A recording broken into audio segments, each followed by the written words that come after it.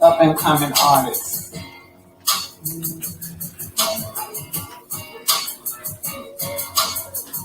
Sitting here, guess I didn't make well. Got time, story to tell. Started when I was 9 years old. Woke up and daddy was home. I started hustling, they couldn't tell me nothing. Running in the hood, trying to be somebody. My soul's so empty. I was searching for something. Tried to be good. Tried to keep from trouble. Living too fast. Trying to make good for the hustle. Sometimes you get lost. Sometimes you got hard. Sometimes you gotta walk to work, yeah. Sometimes you gotta do a little bit. Hey, wasn't really looking, guess I found it. 5'3" like brown skin. Coming from the university. My style looking kind of lovely. Didn't know she had much game. Down the ride out, didn't take the train. Even took her to a poker game. Dropped knives for 5 chicken and sushi. Tried to be good. Try to treat you like a lady. Try to be a friend. Turns out that you was your day. Sometimes you get lonely. Some things are what you seem to be. Sometimes you get all angry. Oh, sometimes you forget me. Well, try to be good. Oh, there's nothing but your love, so didn't want to die young. Said he has to try to feed my family. Scared to have a kid and two like that he did. Cause I'm so scared of family. Sometimes it gets hard.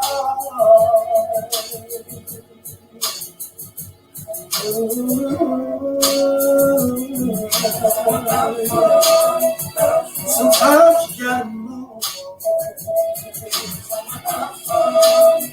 Sometimes you gotta cry a little bit louder. Oh, sometimes you gotta fight the pain. Sometimes you gotta walk alone. Sometimes you gotta worry. Let's get a shout out for Trez.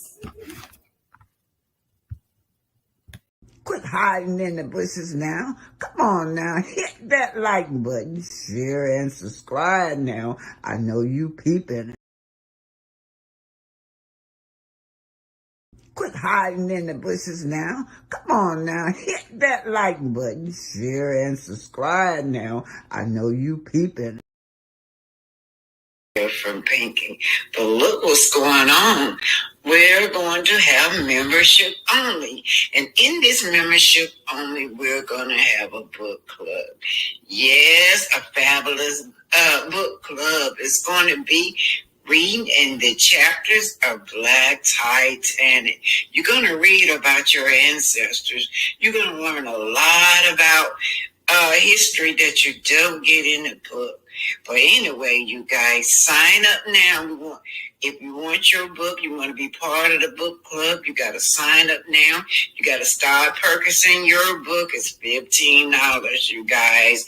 That covered. It's $10 for the book, $5 for shipping, right? So get your orders in so we can start. We want to start by September. So the whole month of August, you'll be getting your book and you're started. Don't worry now. We're going to use one chapter at a time. Everybody going to read one chapter at a time, and then we will discuss it. Thanks. So this is how you do. Black Titanic 65 at yahoo.com. blacktitanic65@yahoo.com is going to be my email address. So, you guys will be able to remember that, right? blacktitanic65@yahoo.com. So let me zoom on this. Black Titanic, African Aurora, right? Read about this wonderful woman, Aunt Mary. She's everybody auntie. Aunt Melinda, Aunt Melinda. We will be sharing Aunt Melinda's stories. We're going to have a great time, you guys. Anyway, I want the whole world to know about my auntie who died on the Titanic. Thank you. Don't forget. Get those orders in so we can get started on the book clubs. Members only. We got to start a members only. Now it's going to only be $2.99.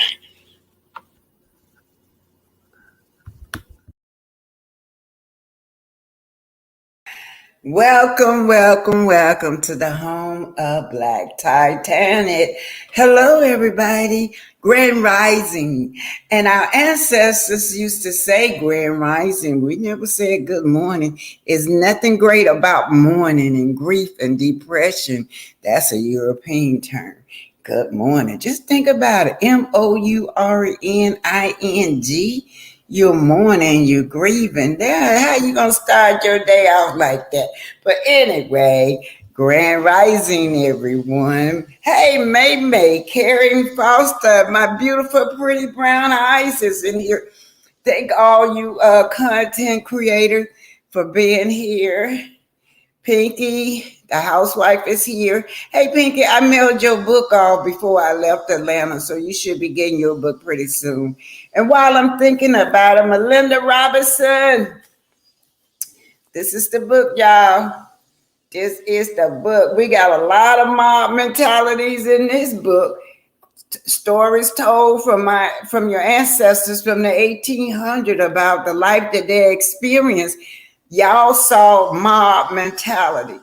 Y'all saw terriers. Y'all saw thugs, but they didn't call them thugs, did they, y'all? The media said that a bunch of reckless individuals. They be careful with how they term them when they're doing violence. But anyway, Melinda Robinson, you gave me your money, but you didn't give me your shipping address and your email address.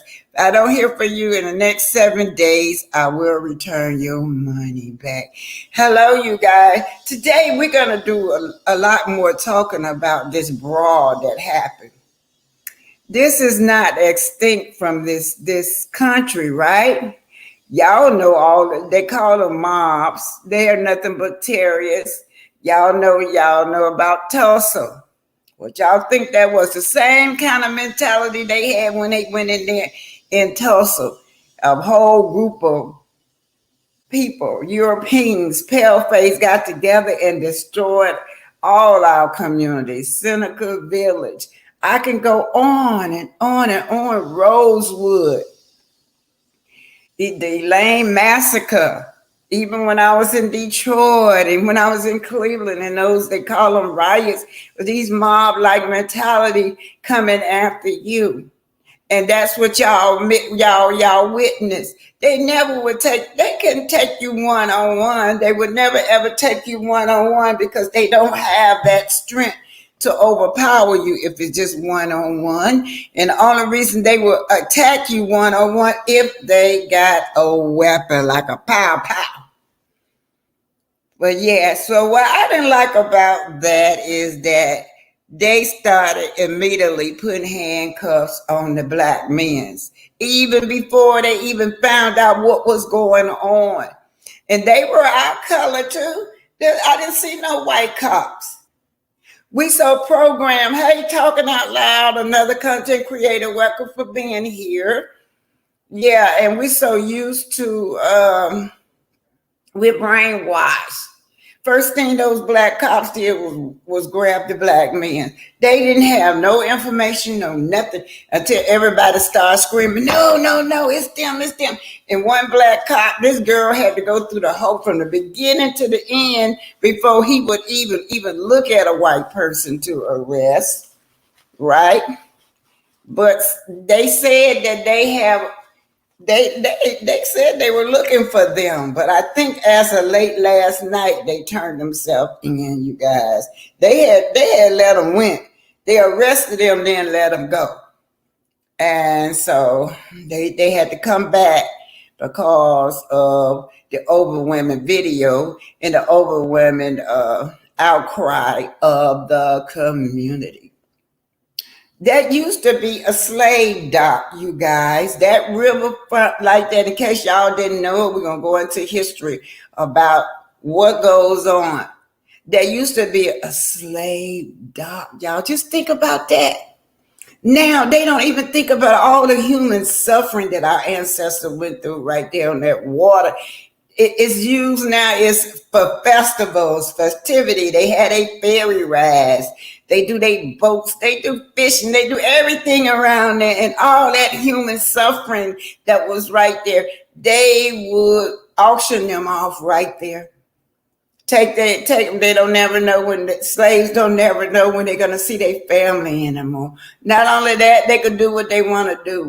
They can kill them. They can violate the women's right there on that dock because the laws uphold everything they did. And when we looked at them yesterday, we looked at that mall. We looked at those terrorists, those thugs, those criminals. They're thugs. That's what they would have called us. When we looked at them, they wouldn't worry about the law because they've been trained that the law is always on our side. These are your slave master children. That's who they are. It's been passed down from them from generation to generation. When they sit down in school, they teach them that we are their slaves, right? They are our master. These are their children that y'all saw, y'all slave master children. Y'all saw that. They all jumped that one elderly man. They said the man was 65 years old, y'all. An elder. They jumped an elder. They always go after the weakest vessel. And then I noticed one other thing too, you guys, that he kept on explaining to them. Everybody called that man a security guard. He was not a security guard. He is a captain. He's a captain of one of them boats, one of them ships that he worked on. They said it was the Harriet. He was the captain or co-captain or whatever that ship name called, the Harriet, that he works on. So his command, his job is that ferry had to keep circling around and around and around. They couldn't park because those thugs had their boat parked there. They knew who he was because if they didn't, they found out because y'all noticed a group of them. They kept coming, kept explaining one after next. He kept explaining, kept pointing, kept explaining. And then on top of that, they were calling on the intercom too. So they knew this man had authority over there. That was his authority. But because of his color,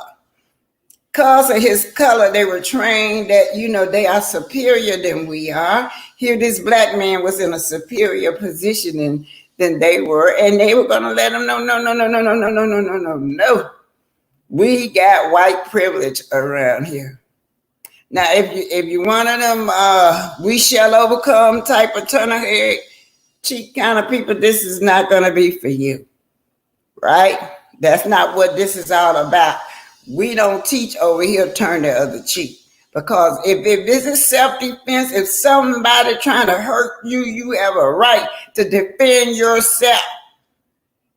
All of them jumped on that old man like that. Anyway, that's what we're going to be talking about. And then we're going to be talking about, of course, I just chose Melody. They did they don't never give Melody no praise.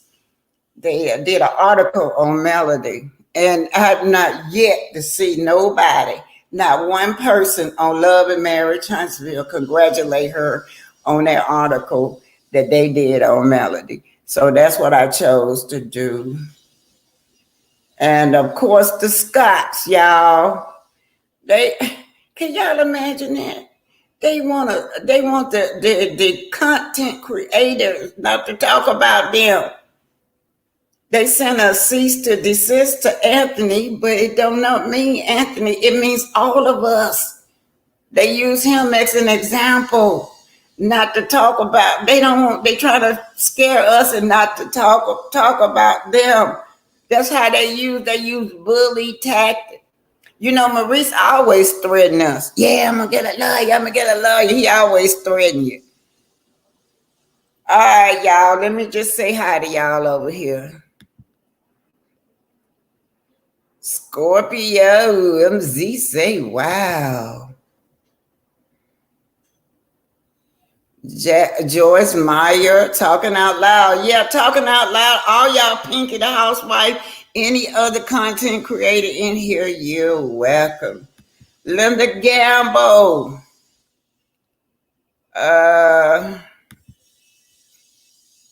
Valerie, grand rising to you. That's right, Scorpio MZ. You know what to tell them. Hit that like button, yeah. Hit it. Hit it, hit it, hit it. Hit that like button, you guys. Pinky the housewives, talking to Joyce Myers. Okay, we're going to get started, y'all. It's mostly going to be, Linda Gamble. Y'all know I can't miss my Linda Gamble. And Tawanda Hill was, let me tell y'all, I think it was Linda Gamble and Tawanda Hill. Them were the first two when I got started that was supporting me. I never forget it. Yeah, Tawanda Hill, Linda Gamble. Yeah, it's a lot of ageism be on here, you guys. I don't like it. Ain't nothing I can do about it. But some of you younger people, y'all act like the elders supposed to just go lay down somewhere and die. That's what y'all act like we supposed to do. There's a lot of ageism on here. On that Facebook page, one girl got 30 days. They put in 30 days Facebook jail because she was over there disrespecting me. And I don't know why. Just disrespecting me for no reason at all because of my age.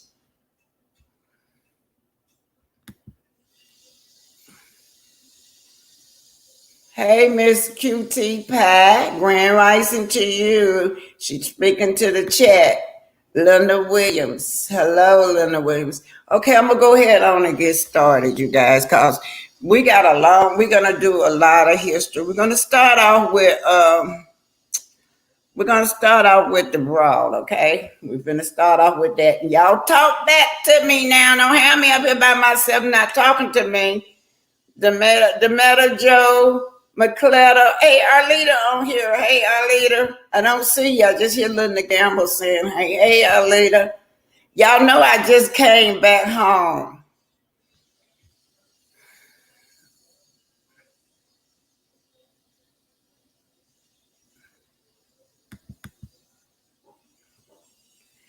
They don't want the truth to come out about these people. Yeah, they don't want the truth. No. Hey, Arlita. Arlita Grand Rice and Arlita. Demita Joe McCullen. 1408. Y'all know I love that song. I think she sang that song better than the singer.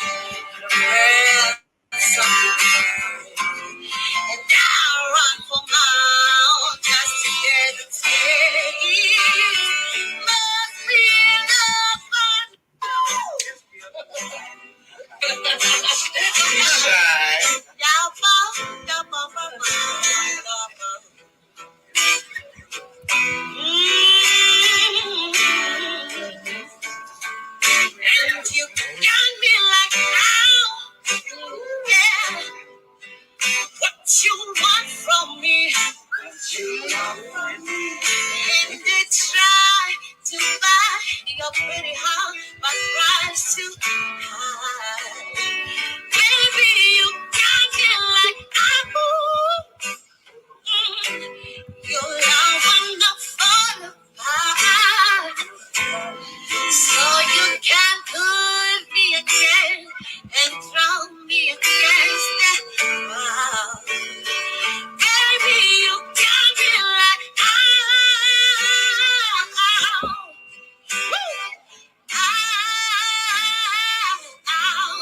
don't you stop loving me, don't quit loving me, just stop loving me, yeah. I'm dead, I'm the flower just to get close to you. Come on, I'm live. Live. And I run for miles just to get the taste. Must be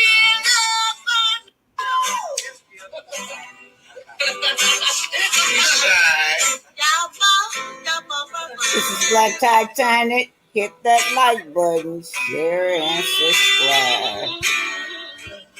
This update on the brawl.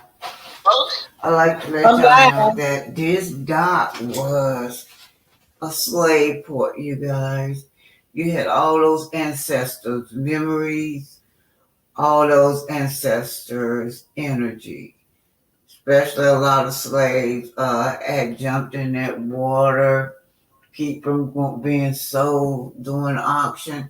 So you had a lot of their spirit. It was a spiritual force going on that day. But let's just listen to this before we get into the history of this dock. Curse words and taunting. The co-captain put it back just a little bit, y'all. Area takes passengers on 2-hour tours up.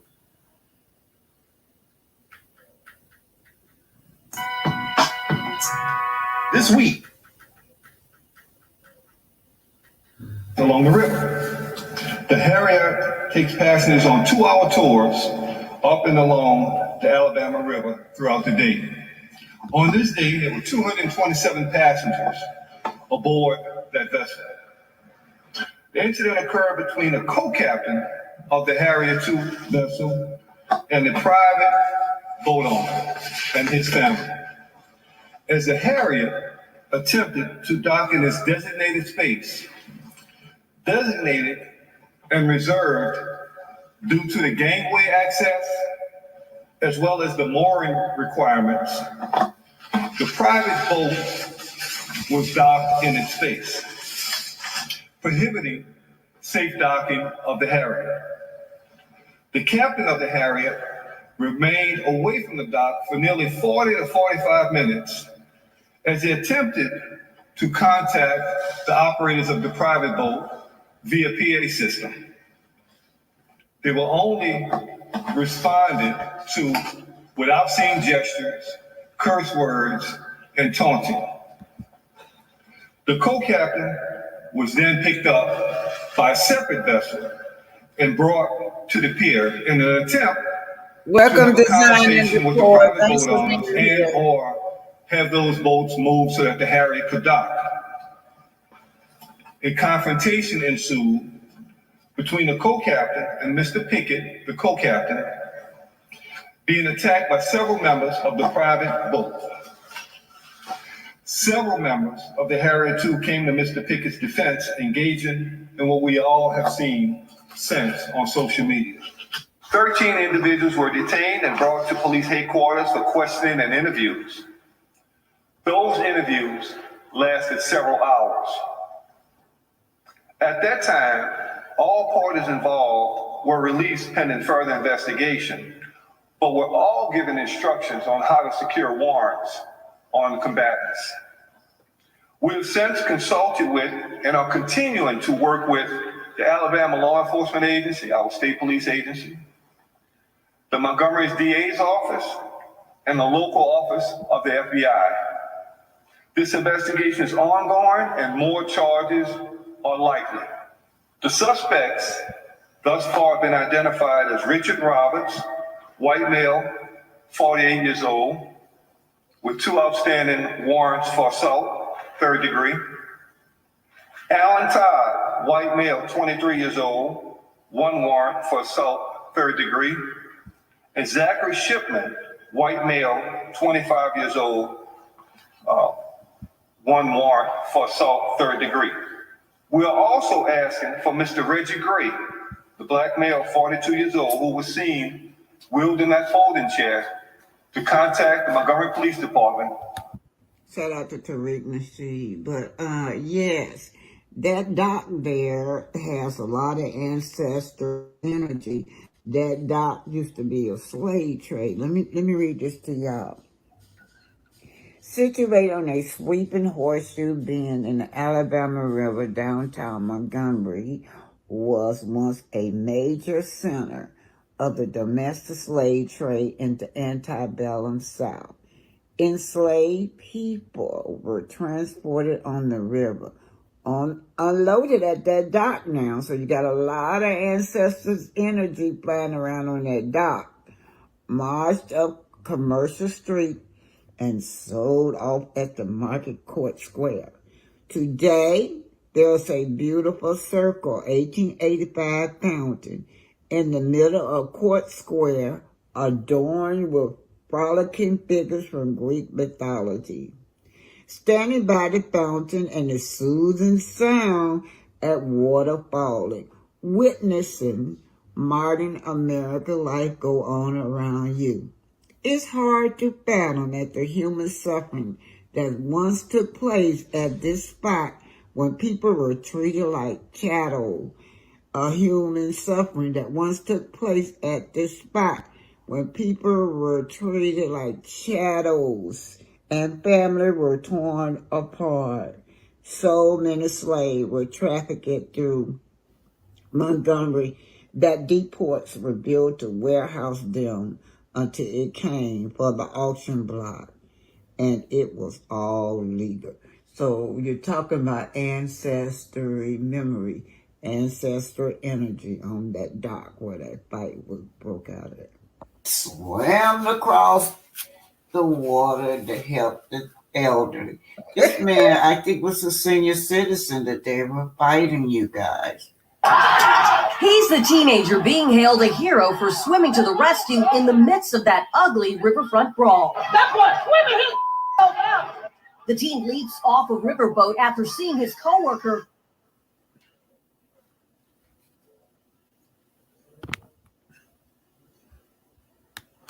They instantly regretted it. Who parked there were told not to leave it there, and they left it there.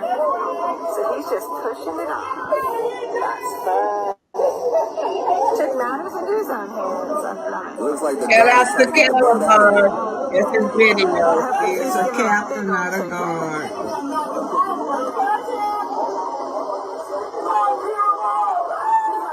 Look, all you had to do was just move the boat.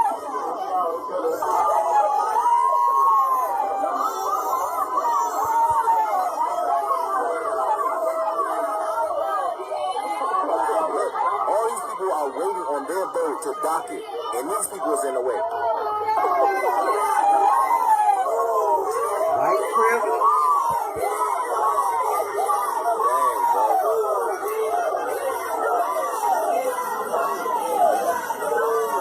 Y'all, the people not playing with them, man.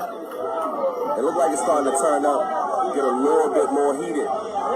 See the unity that was shown as the Hood Avengers descended upon these thugs and exacted justice. The wild part about this is the true celebrity. Thank you, Demeter Joe McCullin, YouTube member. The chair is getting on the clout right now, and they are calling that chair, they're dubbing it right now on the internet, the chair of justice. Also, look, shout out to the young man who actually jumped off the boat and swam in the river. He actually swam over there to go and help that man. Look, as a citizen, it warmed my heart to see our community and a community of concerned citizens come together to defend one of their elders. About mob-like behavior. That was a mob on that dock, you guys. And so this right here was when the soldiers used to come home from fighting, and white mom used to gather thugs or terriers, or whatever you want to call them. They would gather up under soldiers and lynch them. But let's just listen at this. They were lynching in their uniform, y'all. Rounded up. And it was after they come home from the war, they had no respect for the soldiers. They were lynch the black soldiers in their uniform. Guardian. That's it. There were rising racial tensions around the country at this time. They were related to economic tensions, to shifts in population due to the Great Migration. And black soldiers are returning from World War I. One of the things that led to rapid growth in the African American population in Omaha was the meatpacking industry. The meatpackers unions, like most of the other unions at that time, did not allow African American members. Thank you, Joyce Mile, for becoming a member. Meatpacking plants had a deliberate strategy in dealing with strikes. Angela, they imported African American workers so that they would not only keep the plants running, but they also inflamed racial tensions and pretty much made sure that the workers would not stand together. A young woman named Agnes Loback reported that she and her boyfriend had been attacked, that a black man had held them at gunpoint, robbed them, and raped Agnes after dragging her into a ravine. But the way they found Will Brown is that a neighbor said that there is a, quote, suspicious Negro living in the area. Brown was only about 40 years old. For becoming a member. Said that he suffered from severe rheumatism. So Brown couldn't really move very well. So the idea that he had overpowered a young white man and raped a young woman is pretty far-fetched. Tom Dennison was the local crime boss. He controlled Omaha's vice district, liquor interests, gambling, prostitution, and he controlled a lot of votes. He could turn out the right people to elect his preferred candidates. After Will Brown was arrested, there's some evidence that Dennison was involved in inciting the mob. When Brown was arrested, there had already been an attempt by a crowd to lynch him there on the spot. But then 2 days later, another crowd starts gathering in front of the courthouse. And as the day wore on, more and more people are arriving. But for some reason, the police were very slow to respond. The crowd becomes more violent. They start throwing rocks. They start breaking windows. The courthouse staff are guarding the doorways, but people got into the building by breaking the windows. In photos, you can actually see people climbing up the side of the building, and they started setting individual rooms on fire. The fire department tried to break up the crowd, but their hoses were cut. And so they had no water pressure to either turn the hoses on the crowd or to put out the fire. The crowd was also armed. There were people who were firing into the building. We have photos of bullet holes in some of the windows. So it was a combination of firearms, setting fires, throwing rocks, storming the building, as well as the fact that the building was completely surrounded. So law enforcement had a choice. Their choice was between firing into the crowd or stepping aside. And eventually they chose to step aside. Step aside. For many years, a man named Jim Dahlman had repeatedly been elected as mayor with Dennison's support. But in 1918, a reform candidate named Ed Smith was elected mayor by promising to clean up the town. And he started cracking down on a lot of things. Step aside. Really let him kill him. At some point, Mayor Smith arrives on the scene. He got out of the car, waded out into the crowd, and tried to calm people down. But the crowd turned on him. They literally tried to hang the mayor. They got a rope around his neck. They were in the process of raising him up when the police arrived and rescued him. And he was so badly injured that for some time afterward, there was doubt as to whether he would even survive. The mob got up to the top floor and captured Will Brown. They dragged him down the stairs and they beat him bloody by the time he was outside of the building. There was a telephone pole across the street from the courthouse and they hanged him there. They shot bullets into his body and then they cut the body down, dragged it through the streets behind an automobile. They burned his body on a bonfire at 17th and Dodge a few blocks away. The crowd also destroyed police cars and fire equipment. We have photographs showing the extent of the destruction and the ferocity of the crowd. The Army had troops at Fort Omaha, just a few miles away. But supposedly, because it took time to go through the chain of command, they didn't arrive until the whole thing was over. The next day, there were soldiers in the streets. We have a photograph of a machine gun nest that's set up on a street corner. This is peacetime America. And you're seeing this on a street in the United States. By some estimates, the crowd did $1 million worth of damage to the courthouse. That would be roughly $15 to $16 million today. I don't know how many buildings in the surrounding neighborhood had bullet holes in their windows. They've always had a history just from the amount of gunfire, as well as all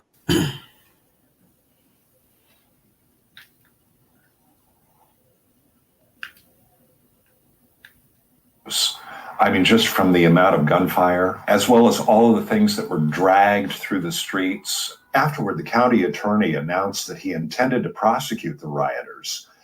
And though there were some people who spent some time in jail awaiting trial, despite all of the photographic evidence, and despite the presence of many, many eyewitnesses, Reckless in the Douglas County courthouse. Y'all remember me? One was really willing to testify. They tore up the courthouse. And so there were a few convictions, but they were of young people for relatively minor offenses. The fact that this crime went unpunished had a traumatic effect, I think, on the city. They and always the legacy of this event that I think still carries on to this day. But one thing that I think is hopeful is that it isn't as violent as it was 100 years ago. We can make progress. It is possible to learn from these crimes, these deep-seated prejudices, and to do better in the future.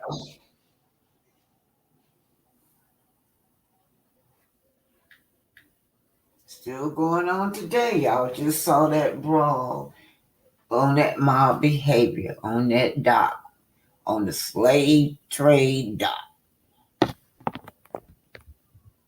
They won when this mob tore up the state capitol, you guys.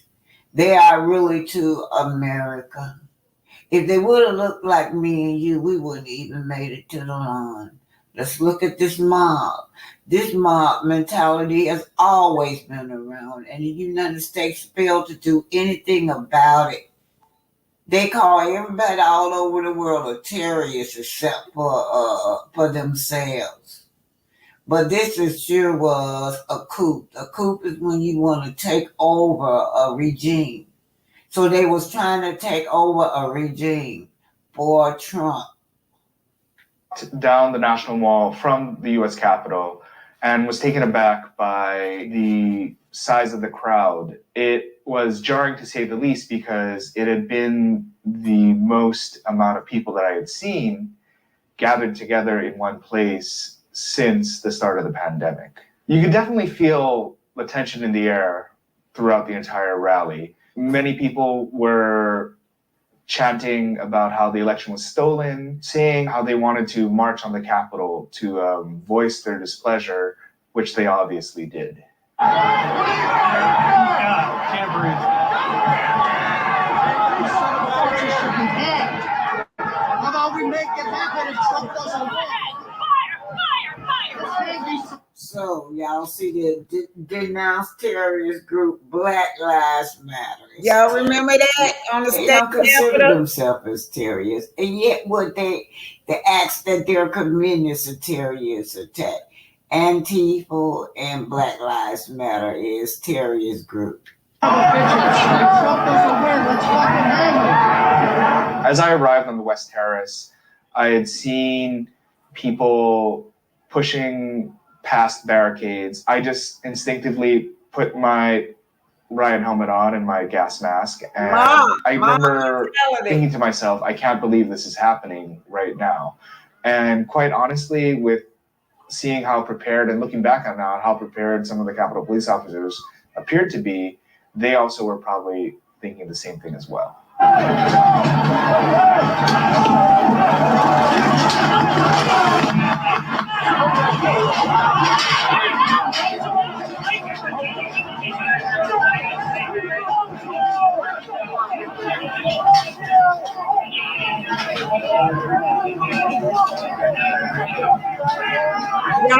they protected by the law.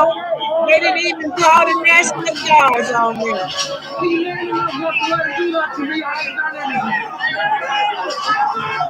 White privilege.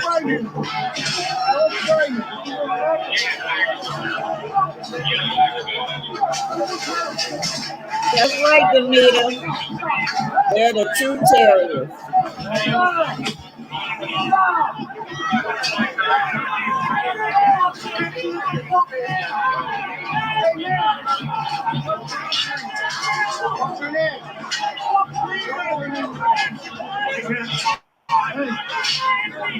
Y'all see how them policemen just standing up there? They ain't putting no tear gas on them, not hitting them upside the head, nothing. Oh, thanks, Nelson Rosa Graham. Ain't seen you in a while. Thanks for the super sticker. So this is just an example of mob mentality. These people in this black, I don't know who they are.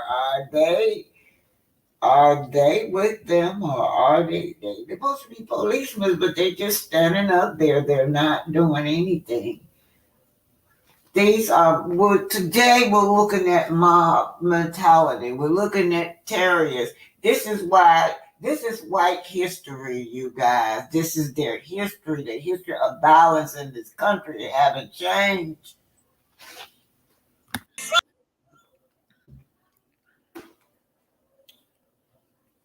Yep, white history. This, there, white. Nose Rosa Graham, thank you for the super sticker. Angelia Anderson became a new member. There's other new members. You guys need to welcome them. This is white privilege at its best, y'all. Y'all know if they were in our neighborhood, remind me of back in the day, they put the guards all on us, the whole army, National Guard, everything on us. Y'all know that. Y'all didn't even see it when Black Lives Matter, how they do Black Lives Matter. They be beating them upside the head, put tear gas on them. You didn't see nothing going on there. That mob right there, they were climbing all up the wall, y'all. They were climbing up them steep walls to get in there. They meant business. Had it been, they would have got to those senators. They were planning on eliminating them. And they didn't even get that black guard. It was a black guard that stirred them away from where they were having that meeting at. Yeah. Mob-like mentality. They come and grow. They won't never attack you one-on-one. They come and grow. And y'all saw how them Karens, they just as bad, y'all. Them Euro women is responsible for so many of mobs being gathered. What about Emmett Till? That Euro woman lied on him and said that he had whistled at her or something. What happened? A whole mob when they got that little boy. That little boy was 14 years old. Nosy Rosa Graham said, Black Titan, I've been here, just was in the bushes. Don't like to miss you. Love your content. And facing hard, yeah. Talk to me, y'all. How y'all feel about this? Talk to me. Oh, hey. Good morning. Hey, Pinky. Hey, y'all. Talk to me. How y'all doing? I'm sitting over here eating at the same time, so I'm gonna eat and work with you. This is the same thing that happened in the Capitol on January the 6th. Sad. That was it. That was the Capitol, January the 6th, that I just showed. And then if you look at what's on that deck there, y'all, they would have eliminated that elder. Y'all saw all them on that elder. I didn't show the violent part of it because I didn't want them to But y'all saw how they did that elder. It was like 7 of them on that man, y'all. And they was kicking him in the head. And them women, they were kicking him everything. Yes, right. They would have eliminated him. And I'm telling y'all, it would have been another George Floyd type of thing. Them people stood up there and let George Floyd die. That's a shame. George Floyd was begging for his life, for somebody to help him. You had over 100 people standing up there. Right. Hello, a design and decor. They was going for his head, if you notice. Yeah, oh They yeah, was going great for his head. observation. Going for his head, kicking that man in his head. Elder now, one of our elders. And let me just read this to you guys. Yeah, so I can tell y'all who he is. We're gonna he have a name. His name is Damian Pickett. And it says here, let me get it, pull it up. Arrest warrant issued for 3 men in massive fight at the riverfront. So you got the arrest warrant, the guy that swam across the water. It was a child. His name was Aaron Rudolph. He was 16 years old, and that was his summer job, you guys. Can you imagine that? It was his first job, his first little summer job that he did. But his mother pressed charges on those grown men that was hitting on her son. Yes. Said the fight stemmed from a dispute over a dockside parking spot on Riverfront Park. Riverfront Park, like I said, is just a slave trade. They auction slaves off there. And a lot of those slaves, they left. They would never see their family. They sold women. They sold babies as early as 2 years old. Y'all, what were they doing with them children? I believe the ones that were getting them 2-year-old kids were pedophiles. Allegedly. Yeah. What else would they want with a 2-year-old child or a baby like that? But anyway, thank you, Scorpion MZ, for becoming a member.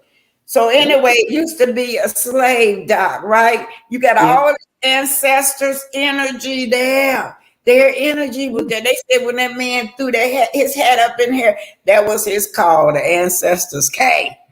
Yeah, because when he threw that head up in the air with nobody around, next thing you know, with a bat out of the air, they came from everywhere. Our people came from everywhere. Even swim across the ocean. Oh, yeah. Yeah. Anyway, the fight stemmed at the Riverfront parking, which I told y'all, which was a slave debt, between the crew of a large riverboat and the owner of a small private boat.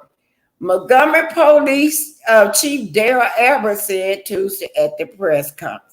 Now, Richard Robert, 48, was charged with 2 counts of third-degree assault. He was the one that made the first hit, Richard Robert. He, 48, beating up on a senior citizen, y'all.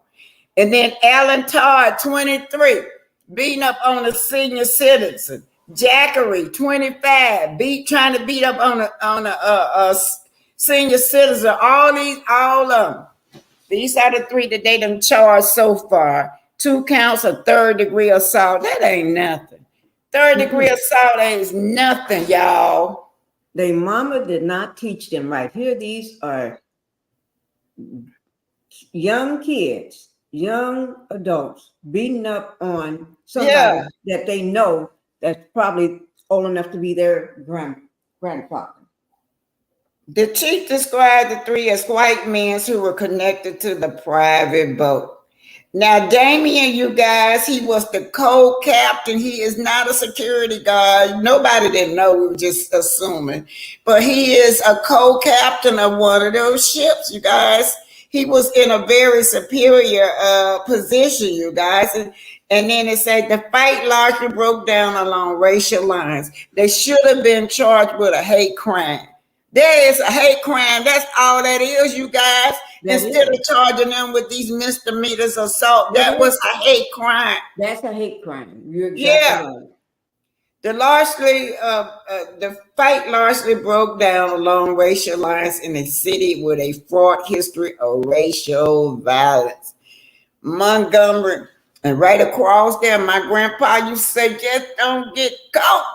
Don't get caught on that dock. Don't get caught on that Mississippi River, because that Mississippi River go all across through that water that he swam on. Eventually, you keep on going down that land and turn to the Mississippi River. Just don't get caught on that Mississippi River. The slaves used to be there. They will be whistling and stuff, because that's where they know that the slaves be trying to get away. They be trying to jump off into that water off those docks for freedom, y'all.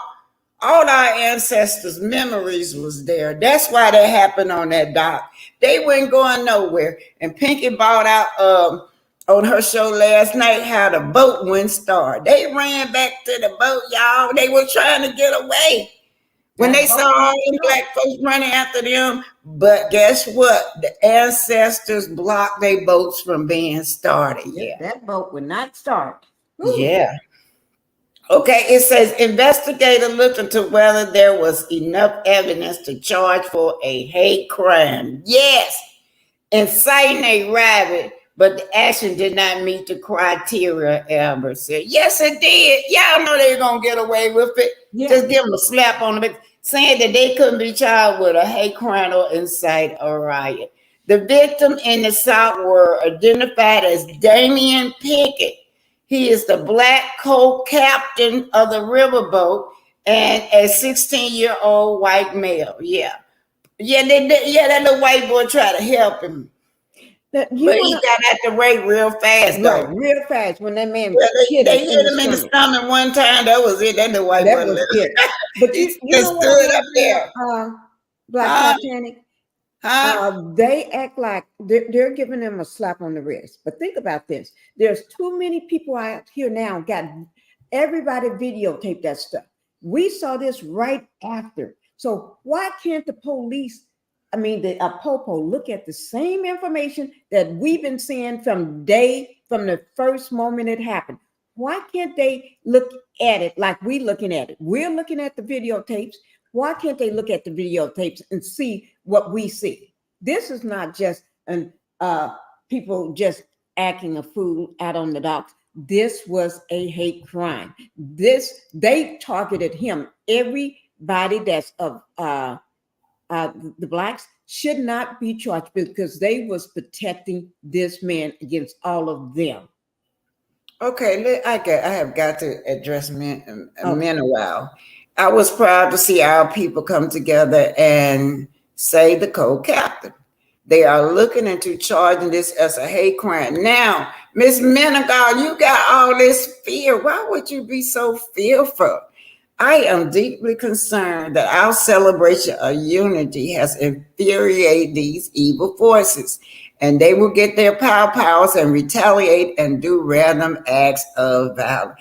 Now, quit being so fearful. They have always done that. They never stopped. Always since slavery days, since they put their foot over here, they've been doing it. What we have to do is that we can't be fearful like that. You cannot be fearful like that and walk around in fear and let them continue on doing you like that to where they would drag you out your house the way it used to be.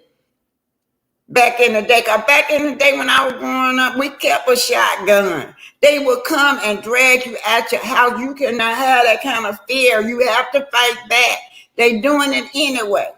Look at what Martin Luther King did. He preached love and they killed him anyway. You might as well fight back and protect your family. Protect yourself and your family. Worry about that later. Because if they come up in here, all of us, they ain't going to drag all of us going to get down up in here. Because that's how I taught my kids. I taught all of my grandkids, all of them. You would not turn that other cheek. They're doing it anyway. Meanwhile, they're doing it anyway. They've always done that. We can't have that kind of fear. And you know what? When I was growing up and I was joining the Panthers and I was Martin Luther King follower, that's what the elders used to tell me. We were like, I'm tired. I got grandkids growing up. Even if I just have to die trying, so I have a better day for my grandkids and the great grandkids. We cannot keep on allowing them to do this to us. We got to think about our next generation that's growing up. Okay, let me finish reading this. The victim in the South were identified as Damian Pickett, the black co-captain with the 16-year-old white male. He did try to help him out. Police asked that a black man who was seen in the video swinging the folding chair contact them for further questioning, right? They detained 13 people, right? They were questioned for several hours Saturday. The chief said that the investigation is ongoing. And so that's what's going on, you guys. But we cannot walk around in fear. They doing it anyway. Okay, let's see what is Ms. Minna Wow says. That is what I'm talking about. Get prepared, not fearful at all. Talking about preparing. Okay, I get it. Yeah, you're right. You're right, Miss Minima. Okay, so Nosy Rosie Graham. Black Titanic, my mother always was part of the Black movement. I can remember going with my mother to meeting. I'm 67 years old. So you 67 years old and you know about the Jim Crow laws. You know about all those things that we were faced to have. Hey, Beverly Childs, y'all talk back to me because y'all think of any other mob behavior. Mob behavior. I said Tulsa was one of them that destroyed our family. Rosewood, can you think of anything, Pinky? Hello? Okay, Minima, I agree with you. My concern is not fear. It is calling for our people to keep our heads on a swivel. Yes. Thank you, Ms. Minna. Wow. Thank you. Okay, May, y'all better wake up. This is what they want to pull us apart. Black people, please wake up and realize what's going on around us. Okay, let me keep it going, you guys. This section, we're going to lead into Love and Marriage Huntsville. But this section was when, I don't know if y'all knew that, but y'all didn't know that the Black Panthers stormed the White House, right?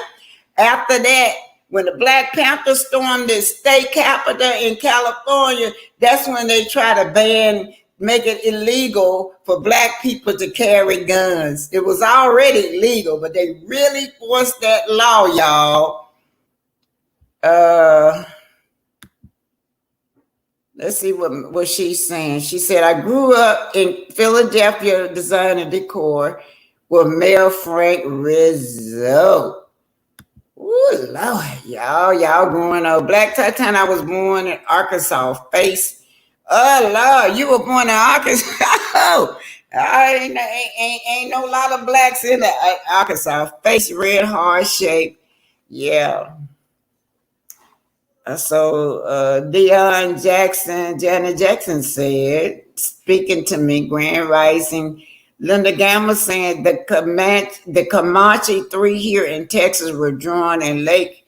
I don't know this. Let me see. This is something I don't know. Let me put this up here. The Comanche 3 here. Oh, where did that go, y'all? Can you see that? Pinky, where you at? Pinky. Well, I guess she left. The Comanche 3 here in Texas were drowned in Lake here in Texas. I don't know that, Linda Gamble. I didn't know that. I got to look that up, babe. But yeah, so I say y'all teaching me stuff too. Okay, Demita Joe, she said there were a massacre of our people all across the nation, right? We talk about that's what it was. When they get together, it's a massacre. They get together as a mob. All right, y'all, we're keeping it going. The Black Panthers gonna lead. It's when they storm the state capitol, and then it's gonna lead them to Love and Marriage Huntsville.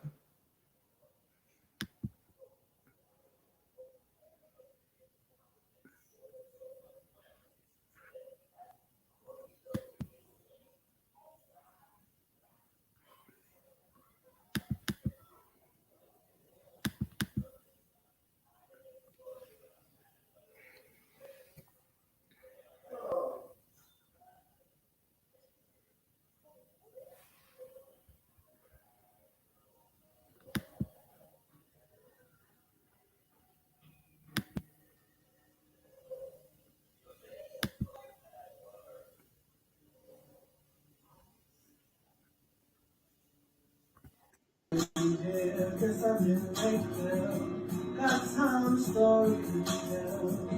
started when I was 9 years old. Woke up and daddy was home. I started hustling and couldn't tell me nothing. From in the hood trying to be somebody. A lot of civil rights activity going on. In America, black people are treated very much as the Vietnamese people or any other colonized people because we're used, we're brutalized. Activists Huey P. Newton and Bobby Seale founded the Black Panthers on October 15, 1966, to protect Black people from police brutality.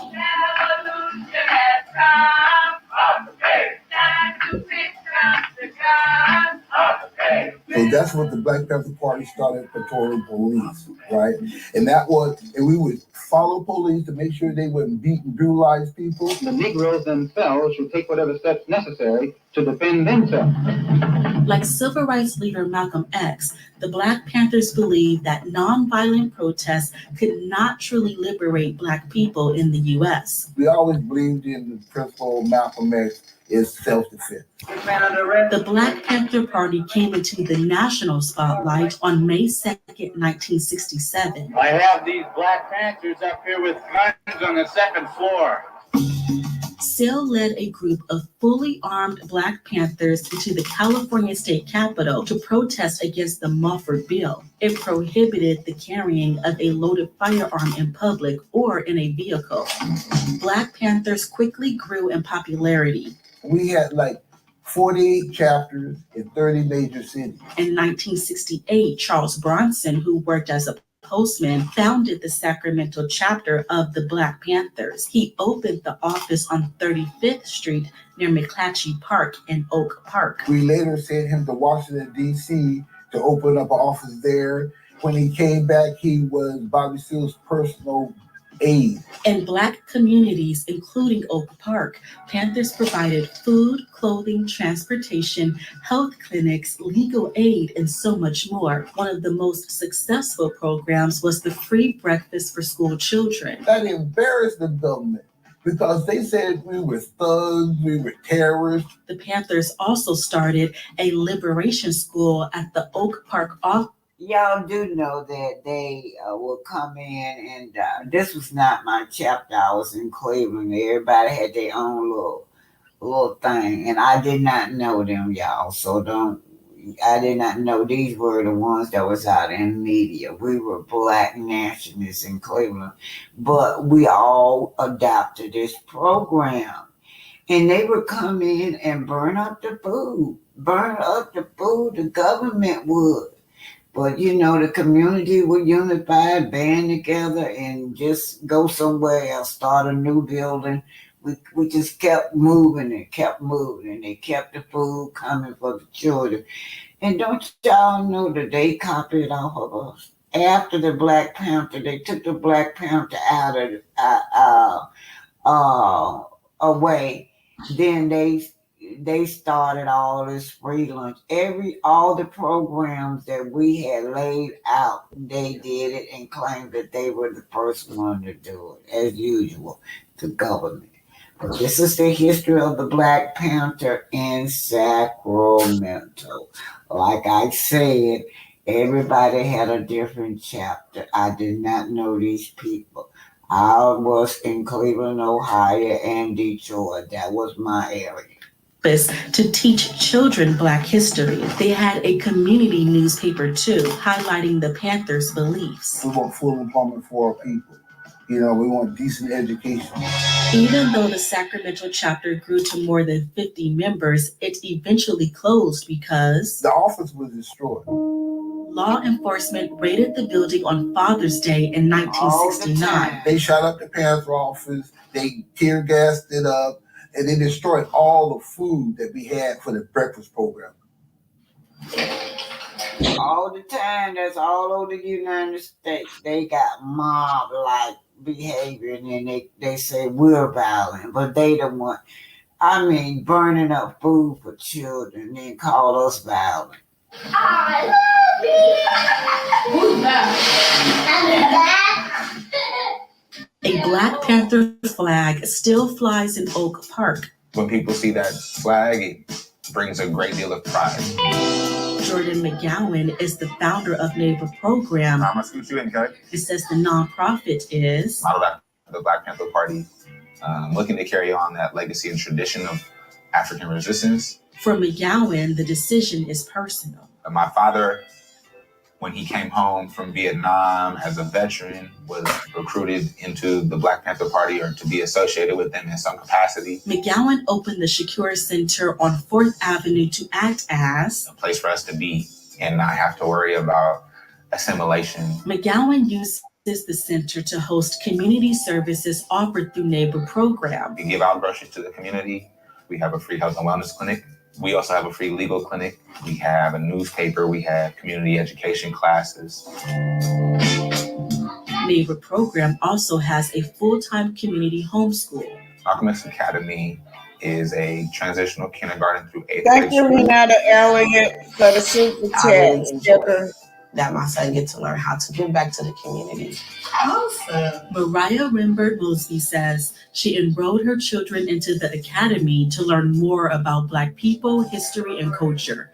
That includes the Black Panthers' legacy. I like the values and the core values that, the Black Panther Party has to offer. The Black Panther Party is simply the vanguard of the revolution. The Panthers, again, represent dignity. They represent pride. They represent the history of who we are as Africans, And y'all do know they were teenagers. Most of them was teenagers, and most of them, and the ones that were a little older, they were college students. They were very educated. A lot of them had degrees, you guys. Resistance, they demonstrate a love, an undying love for their people. And that's who the Panthers are to us. So keeping that legacy alive, it's also about survival. And truthfully, how do we survive together?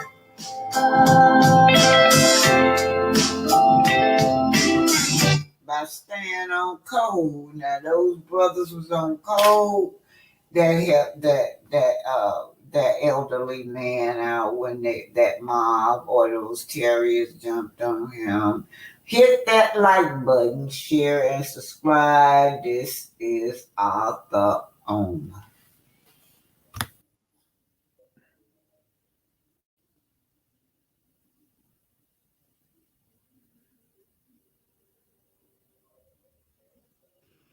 So this is coming from Euro web article. Melody Cherie of Love and Marriage Huntsville is looking past divorce. She's building an empire. Here's Melody. Yes, she's building an empire, you guys. Let me bring it on down. It says that entrepreneur, she's a singer, a reality TV star. Melody Cherie is widely known as the vibrant fan favorite on the Oprah Winfrey Network hit TV show Love and Marriage Huntsville. As the show wraps its 6 seasons, public discourse has been centered on the drama surrounding her recent divorce from her ex-husband, Martell Holt.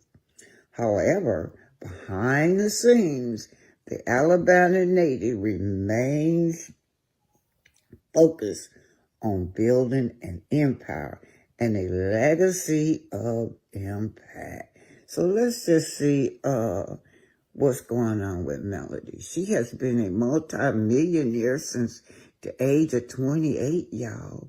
Even after dissolving the lawn care real estate business she led with her ex-husband for more than a decade, she seamlessly pivoted to launch 3 new companies of her own.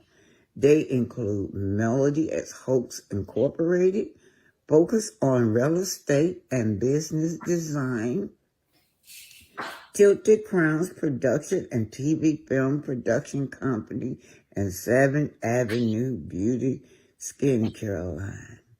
Onlookers have marveled at her ability to juggle everything while raising 4 kids, performing and taping shows, but to her, it's standard practice it, okay? It just comes naturally for me. God has been training me for this since childhood, said Melody, 37 years old. Growing up, I played the keyboard, was the president of almost all the student organizations, did praise and worship in church and in college. I had 3 jobs while maintaining a 3.79 GPA. Not to mention my mom's side as spoiled entrepreneur. My mom had a cleaning business and my uncles were farmers. It was built in me. Well, for me, it's important to have freedom and to be able to give back, she said. I always understood that in order for that to happen, I needed to be at a certain income level. So she's working on generational wealth. Melody Shorey. It's in the past.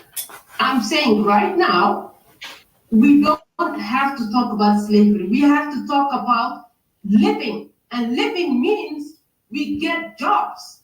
We unite our people in America. This is Karina She, y'all. No, let's slow down. So what do you mean we don't have to talk about slavery?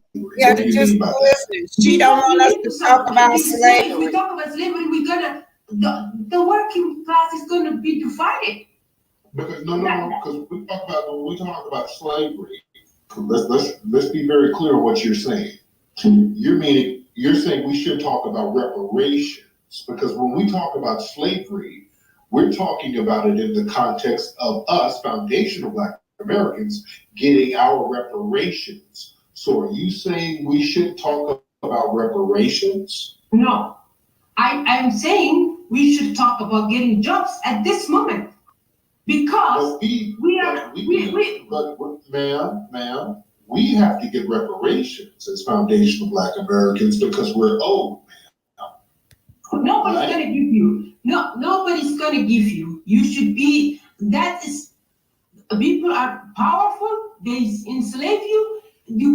I'm saying we should be working with working class people like us, people who need jobs. People who don't own anything, we should be against the 1%.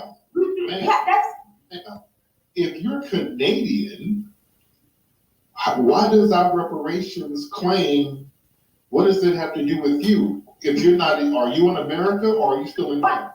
But I'm a Black person, and whatever affects the other Black people, it affects me. So I'm saying, how is that work?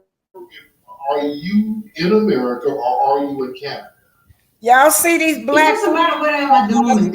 Reparations. Because how is our reparations claim going to help a foreigner or hurt a foreigner? It wouldn't have anything to do with you if you were a foreigner. I'm not a foreigner. Listen to me, please. I'm not a foreigner. I'm not a foreigner because I was forced to flee my country. You listen to me. I have kids who were born in America, who were born in North America. So they are part of you. They're like you.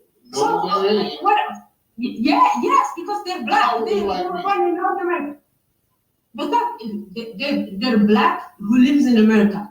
That's their faith is in America. They don't belong anywhere else. Man, I'm more than just a Black person living in America. I come from a lineage of the people who built this nation from the bottom up, man. I'm very different. My lineage. I understand that, but I'm saying now you won't get justice. What you want is a justice. That is a God that gives you that. Slow down. Who's not going to get justice? What makes you think we're not going to get justice? Man, you're the one who fled. We did, man. You're the one who just kind of threw your hands up and bounced. We're different, man. We don't think like that, man. You come from a fleeing background. You can't tell us what we're going to get, and you fled. You don't have the spirit we have, man. With all due respect, I'm not saying this to be mean-spirited, but ma'am, you come from a fleeing background, from a failed culture. And if it weren't for us standing up for justice, you would not have a place to flee. We were forced to flee. Man, nobody. We were forced to flee. You weren't forced to do anything. You could have stayed and fought. And we couldn't. That yes, you don't understand me, and I don't understand you. Yes, you want to put barriers between us. Man. I was forced to flee. No, yes, we were. Proxy war happened in Horn of Africa. It happened. We were forced to flee. We were forced to flee. You have to understand that. It was heartbreaking. It's stressful. You don't understand how many people commit suicide leaving their homelands. Man, y'all have so many tribal over there and tribal differences in the Horn of Africa. Y'all could have put them shits aside to say, hey, we're going to stand tall against any type of outside oppressive group. Instead, you choose to have all of that damn infighting to the point where you have devastated your whole economy, where you have to flee, and then come over here trying to tell us some of your fleeing mindset that we need to follow. No, thank you, ma'am. To be very honest. No, black people, look at me. Black people are killing in America. Same thing. And what's happening to us? Killing each other. It's the same. Not to the point where we have to flee. And black people over here, it's only in small pockets of America where that happens, ma'am. We're not having all-out war against each other. Don't you? We're killing each other. American blacks are killing each other. Horn of Africa blacks are killing each other. So we're the same. We're the same. No difference because.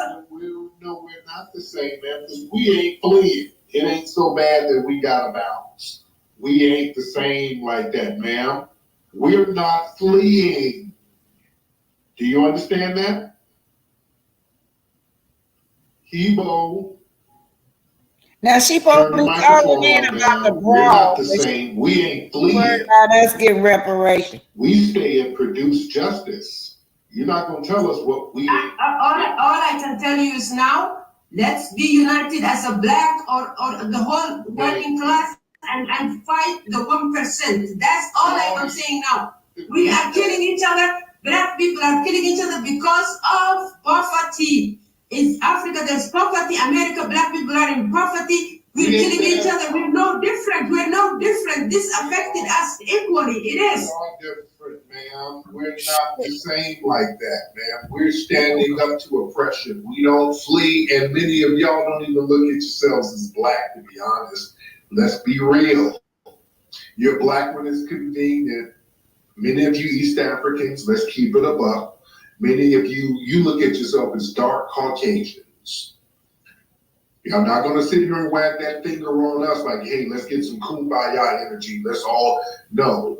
You guys look at yourself. That's also what they were told. That's also brainwashed. But I'm talking to you as a black person, so you don't have to dismiss me.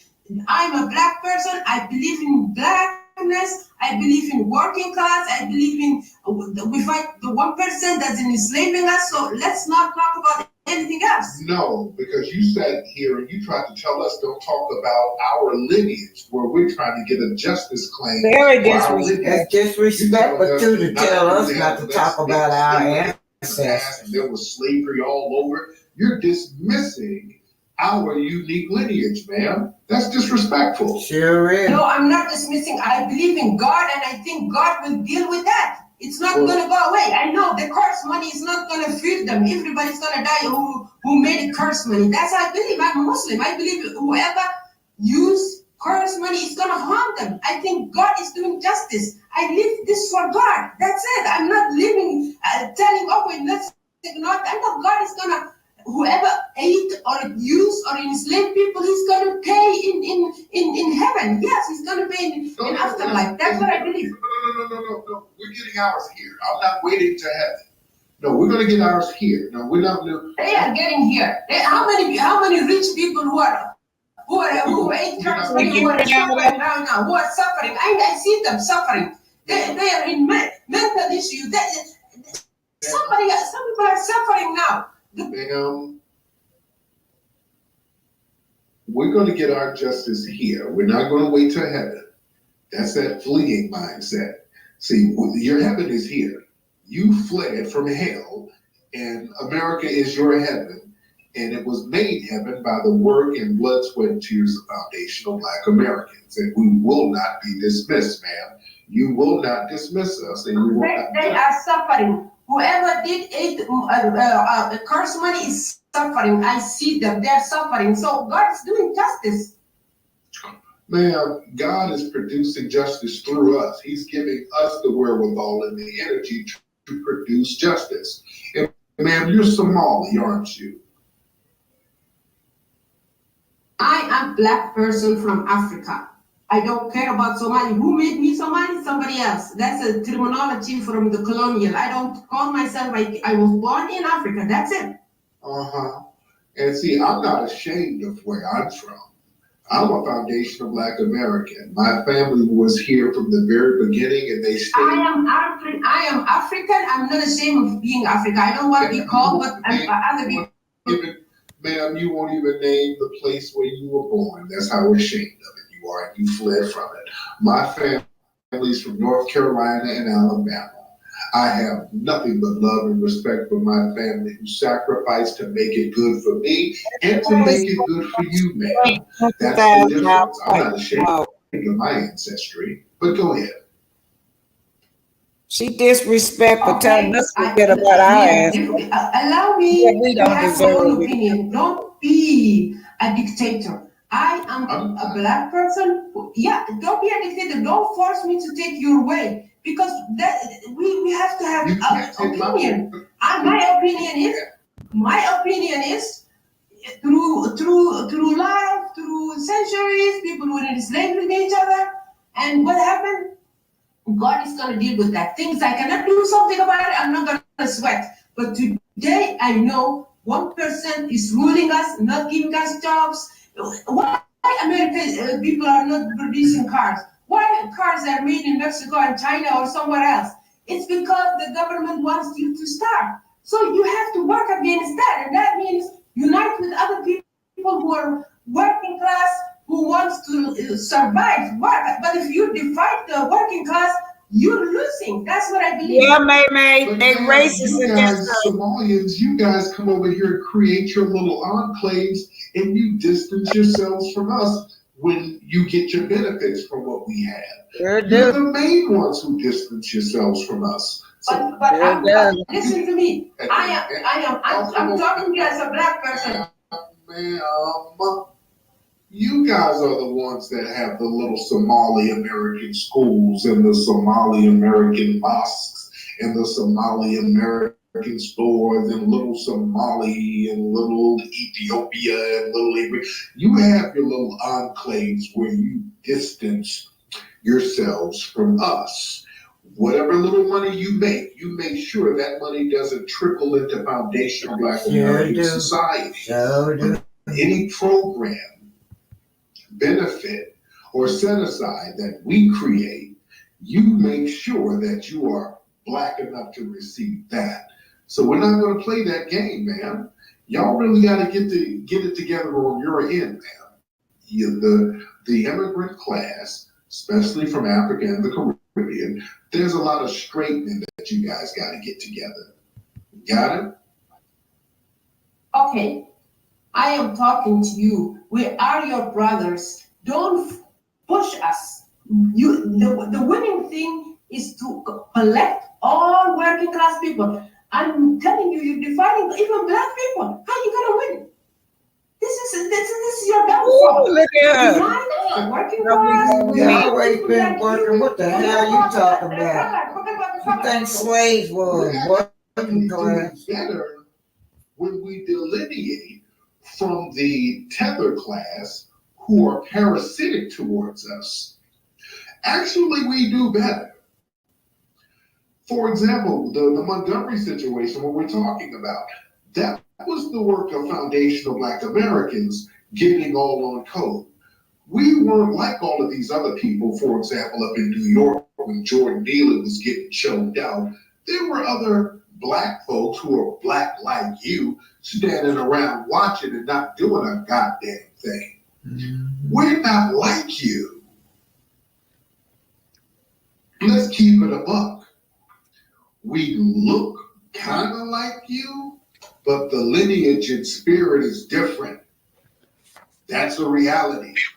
Do you understand that? I'm not even saying. I'm telling you, why Martin Luther King was killed? Because he said, I would want to see people mingling, becoming united. Yeah, that is, when you think like that, you will win. That's why Martin Luther King was killed, because he didn't believe a black, white, whatever. He wanted people to get justice, people to be equal. If you feel that way, if you believe, you will win. And I believe that. That's why he was killed. He was smart. Slow down.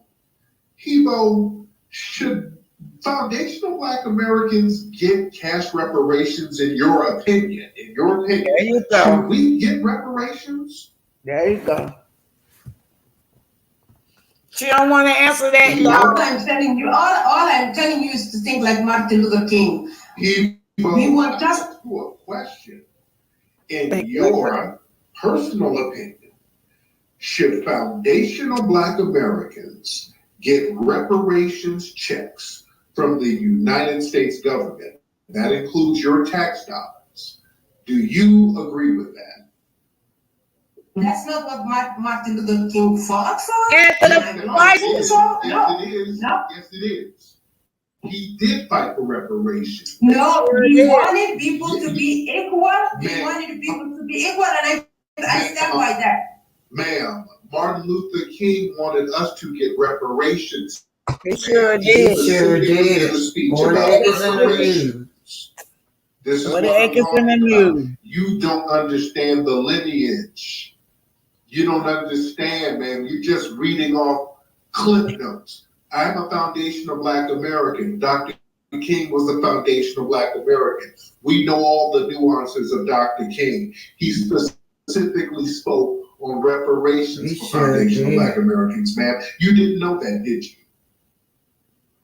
Listen to me. All I want is justice. And justice, how am I going to get that? I am speaking for equality for all.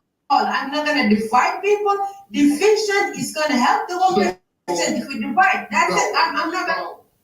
Reparations for foundational black Americans. For you, yes or no? Yeah, Scorpio. They showed them. She don't want to answer that, y'all. I don't have you muted, ma'am. She's muting her microphone. See, no, I'm not muting. I'm not muting my microphone. I'm telling you. Okay. I am a person who believes equality, and I know there's things I can't do nothing about it. God will do something about it. Ask you a yes or no question, ma'am. You want us to go back to the foundational black Americans get reparations from the U.S. government? This is my last time asking you.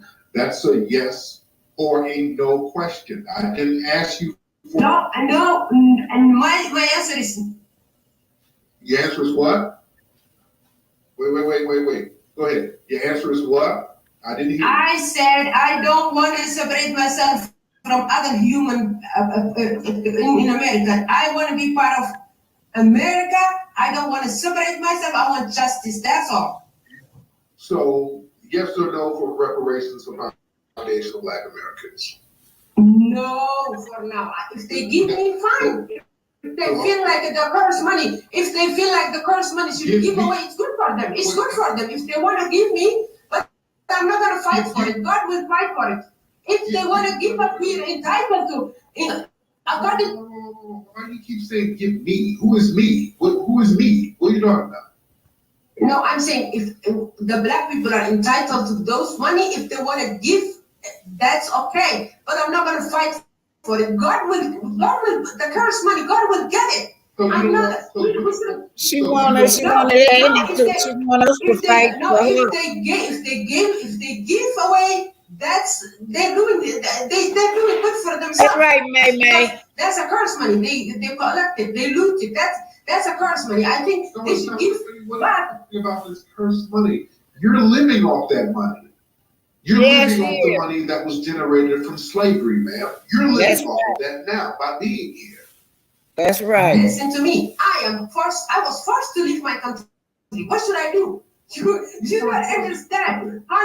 We were forced. You don't have to leave. Because wars were happening, proxy wars were happening where I was living. Come on. Ma'am, if it were not for foundational Black Americans building up the wealth of a nation for you to come to, what would you have done? You would have been asked out then, right? Your money, the country you built bombs that kill me, okay? Your weapons, okay? Yeah. You were part of building weapons. And she don't feel like we deserve to get paid because she over here living off our land. Listen to me. I have to survive. No, I have to. I know. Listen. So you got your ass whooped and then ran to the people who whooped your ass. Is that what you're saying? Listen to me. I know the 80% of the Americans are not the enemy. You sit up here talking about the U.S. government. No, the people are victims. The people are victims. I said. So instead of going to the UK, to China, to Asia, to India, to some other country, you ran to the people who whoop your ass. That's what you're saying. Listen to me. I know that 80% are not the enemy. 80% are the victims. I came to the 80% that are victims, and I'm part of them. And I want to be honest with them. They welcome me, and I accept it. Okay. Thank you, man. I don't want to hear no more tether babble.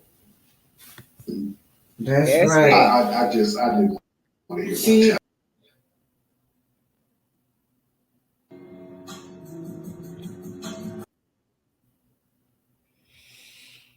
Oh boy, y'all.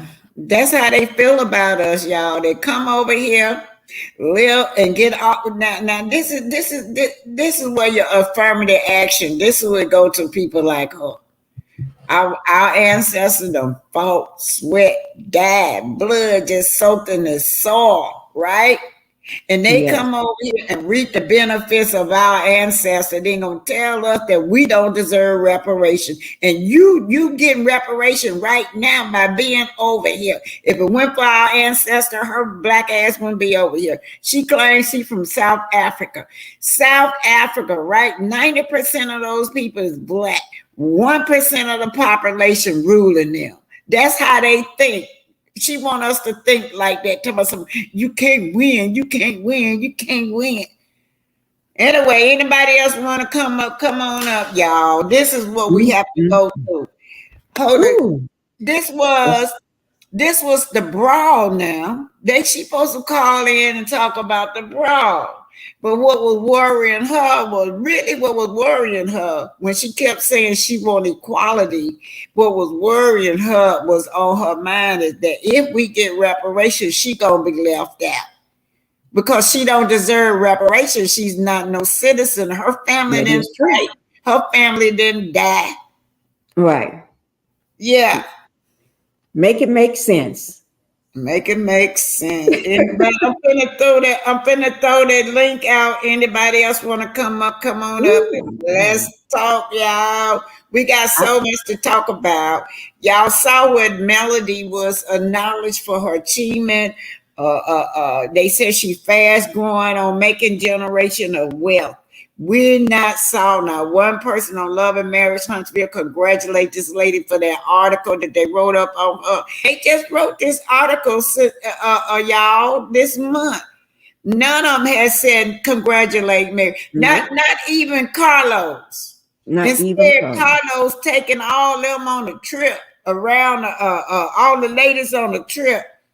He still ain't said nothing. One thing Tisha said that got me now, Tisha want to work with Mel. Talking about everybody should work together. She want to work together because she feel like she realized now that if she work with Mel, then she can be successful. She think that the millimeter's gonna buy her kids product. Right. That's the only reason she's doing it. She's only doing it to benefit off Mel. She knows she's going to benefit. If Mel takes her under her shoulder or anything, she's going to benefit financial wise. She's going to benefit for people looking at her differently. It's almost like she wants Mel to co-sign for her, to give her that check so everybody can start buying the products, start looking at saying nice things about her so she can get into more businesses. Oh no, we don't co-sign for crooks, allegedly. No. Okay, I'm gonna read what May said, y'all. Y'all, we're gonna be talking about a little of everything here. Our kids can go to college for free because the government always giving them free help. Yes. Look, y'all, I'm finna bring this up. I'm not trying to turn it to no controversy thing. This is one of the things Trump was trying to tell y'all. We got to close that border. We have to close that border because if we don't, we're the ones gonna be affected. Ain't nobody gonna be affected but us. That little affirmative action. When I read over, I keep up with what's going on in that affirmative action, right? First, the only person that benefited was the white woman. She benefited from the affirmative action because she became the new minority. And then it trickles down to people like this lady that come over here. She have benefited from the affirmative action. That's how she get over here. Then the Hispanic, then the Asian, and then it pushes all, and then the Mexican, and we're at the bottom of the list of what we're not getting anything, you guys. That's why he said close that border, and I kind of agree with him on that. Now, the only reason I agree with him on that because he closing the border to everybody. Biden only closing the border to people that look like us. He done turned them Haitians down, the people from the islands, they can't come over here. But the Afghanistan, the Ukrainian, all them comes over here. They got money. He done gave them billions and billions of dollars. And then got them living in their homes better than mine that I done worked for 30-some years. They live in exclusive homes that they give these people, y'all. So when we talk about these foreigners coming over here, they don't want us to mess up. They feel like if we keep asking the government for what we owe, it's gonna mess up stuff for them. Okay, our leader Jordan said we are indigenous to this land. As a matter of fact, all land on the planet, original all over the world. BAM forever and ever and ever. Yes, we are our leader all over the world. We are, and that's why we can't be afraid. We can't be afraid to try to fight for what we deserve, you guys. You can't be listening at that woman telling us we shouldn't be fighting. We should be a working class. Hell, what she think slaves was? What did she think slaves was? They were more than a working class. They were like a mule. They were Hebrew slaves. Pinky? Yes, ma'am. Okay, what you got to say? I was just letting you speak. Because whatever you say is, I agree with what you're saying, no. But as for you're living in better housing and getting all these benefits that people that been here forever, that was born here, that's trying, yes, that is, you do see a lot of that. They just come, they get, and we have to go through a whole lot of stuff just to get anything or try to get anything. And I'm just going to leave it at that on that one. I was in the middle of still trying to eat when you. Go ahead. Okay. But that's okay. Okay. Yes, and can I read? Lady Leo said yes. Black Titanic. It don't really benefit us as much as it did others, and mostly foreigners. You're right about that. We've been here forever. And thinking about the colleges too, even these historical black colleges where we're supposed to be getting money to go there for us, they're not historical black no more because now you got these foreigners coming in, you got white folks saying that it's discrimination. So that's how they get into our colleges. Yeah. That is true. That is true. And a lot of times they I forgot the name of it, when they come over to the colleges and everything, they come Come over over to the what what? is that? Some type of sponsorship or something. Oh They yeah, come over. that's how my ex husband got over here. Yeah. Oh, okay, by sponsorship, and Yeah. then they're given housing or and everything else at the same Well, time. no, not the black ones. They have to really struggle. But and Oh, then they are taught. I'm gonna tell you, they are taught not to socialize with us when they come over here. They had the oh my God. same they had the same mentality as the white supremacists do when they come over there. Listen to that lady. She said she's a Somalian. That's what she is. But she could be one of the white Somalian. But they had the same attitude as a white supremacist. If you listen at what she was saying, she keeps saying, "I'm black, I'm black, I'm black." You Right. black, like he said, when it benefit you, but when it don't benefit you, y'all separate Right. yourself. They Then had that you're not same. black. Yeah, we don't deserve reparation. We need to be a working class. What she trying to say? We lazy. You But know I what? I don't know.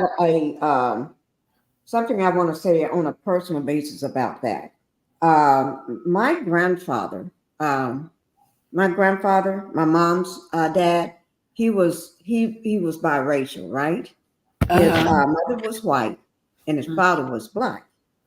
So, but when you look at him, as all during time he was going to school, and as he got older still, he always had, when he started driving, you got to remember in Jackson, Mississippi, you you know, you'd be driving without a driver's license, but because of his clear skin, he had a driver's license. Matter of fact, he had two.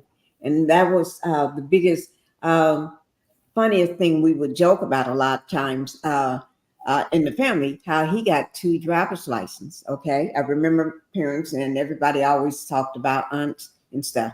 He had one driver's license showing he was white. I mean, which is clear. He had one driver's license showing he was black.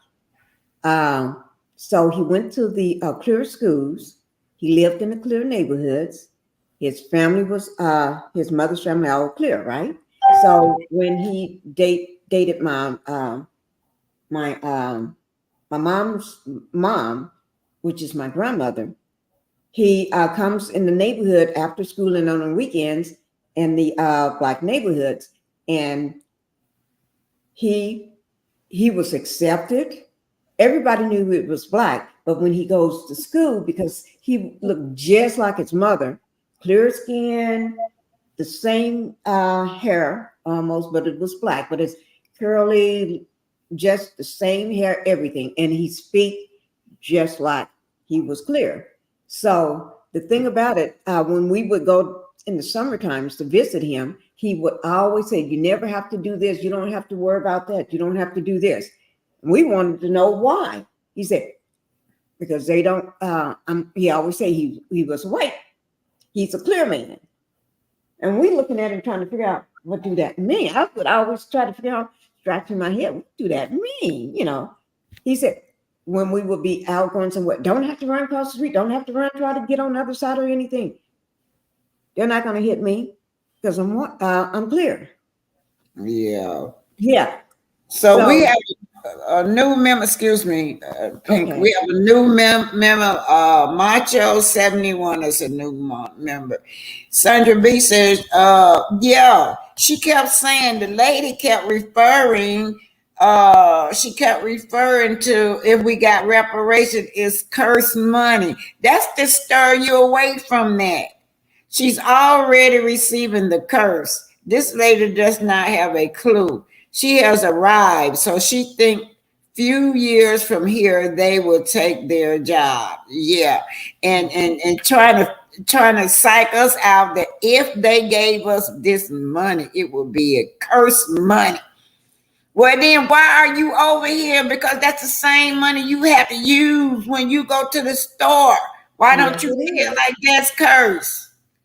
But it's cursed, but you want it and you're using it. Okay, and we have to, Kim Green said we have to at least try first.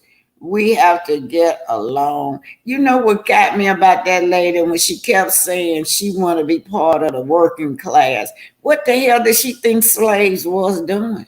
They was the late. They was sitting on their butt while we were working from sunset to sun up. And then, and not only that, if you're a black woman, you had to sit down and nurse their ass on your titties. You couldn't even sit down and rest ever. Because when you sit down, when it's time for you to retire, then they want you to sit down and feed their children, to breastfeed their children too. We never got no rest. Don't even get no rest in our graves. But it's hard for us to get into the white colleges. Yes, it is. They always say that. Thank you, Dolores. They always say that we're less intelligent. Then, if we do get in there, they claim we got in there through affirmative action. But let me tell y'all something. They always talking about us being on welfare. This would have. It always, out of all the race of people, it have always been more whites on welfare than blacks. Always, than any other. It been more whites on these programs than the Hispanic, than the Asian, than blacks. It always been. Most black people got pride. They are working class people. They would rather work than to get that little bit of money that they try to give you. They be all in your business just for you to get $12 worth of food stamps. I'm a senior citizen, and they want to know my whole life story now. I gotta get all this work that I done did just to give me damn $12 worth of food stamps. And then they call themselves raised it to $27 damn and want my whole life story for that. So I don't even go back and apply no more. All righty. Demita Janet Jackson said, Grand Rising, Miss Black Titanic and everyone. Now, y'all, let me tell y'all something. Y'all go over there in them Twitter spaces. Y'all will see how much this reparation has really made a lot of them angry. And more of them black foreigners are angrier than the white ones. You got some white ones calling in, but most of them are from Africa. The blacks from Africa are just so upset that we were asked for reparation. Then there was one African just said that we need to take that money and give it to them over there because it's amazing how we see how racist that they are against us. That was one of the reasons why me and my ex divorced, because of that his tribal mentality that he had against African Americans. That it was like now he's a good provider, don't get me wrong, but if you really want to tell the truth, if anybody ever been married to most of them Africans, it's like being in a house with a Ku Klux Klansman, especially with the way they feel about the black men. And they are said to stay away from us. You people need to stay away from us, the black Americans. Yeah, that's what they're saying. Okay, Nosa Rosa Graham say, clear people state face red heart shape. I don't know what that means, y'all. Y'all, these red heart shape. I guess there's some kind of emoji. There were massacre of all people all across the street. Okay, somebody coming up. Come on up, y'all. This is Kim Green. Welcome, Kim. I love Black history. Hello, I told you once before, that's why I come here. Hello. What's on your mind, Kim? Hi, Kim Green. Good morning, Miss Black Tanic. I come here because of the Black history, because it amazes me. By me being born in Mississippi and raised there in 1964. So I left there when I was 7 or 8, okay? But before I would go back and forth, to see my grandma.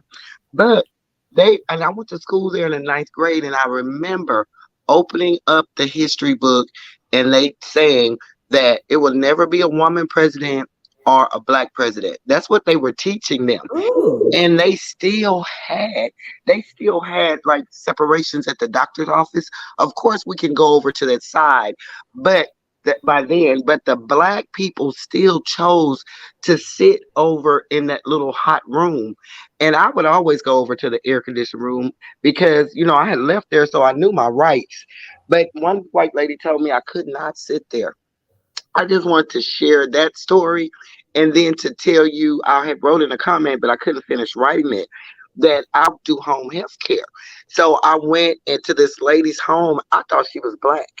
She was blacker than me, So I was just talking, and then I was mopping her floor. And she told me I was lazy. She actually said that I was lazy because there's certain things that we can do as a home health care. She wanted me to move her couches. Some people I probably would have done it for her. But when she called me lazy, I said, I'm not gonna move this couch and mop anything. I was in the world then. I was not saved.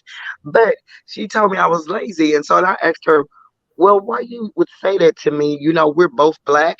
We came from a certain place and we're trying to, come up. And she said, I'm not black. And I said, what do you mean? She said, I'm from Panama. I said, where do you think the slave ship stopped at? Where do you think they stopped there and dumped your ancestors there and continued on? That's why you're the same color as me. And she said, well, I don't want you to come over here anymore. I said, you don't have to worry. I left that mop and bucket in the middle of the floor. And I told my company, I need a new client because I was kind of hurt. I was like, but she don't know her history. Now I know she didn't know her history. Do you understand what I'm saying, Miss Black Titanic? Some of them know their history, but they're taught that their parents taught them that, you better, they know our history. They know their history too, but their parents teach them that. And she was old. She might have been maybe 80. And I was about 26 at the time. But that really hurt my feelings. And that's why I come on here. I'm like, okay, that's why. Do you think she knew her history? Or do you think that she was just so conditioned that we were lazy? That she was told that?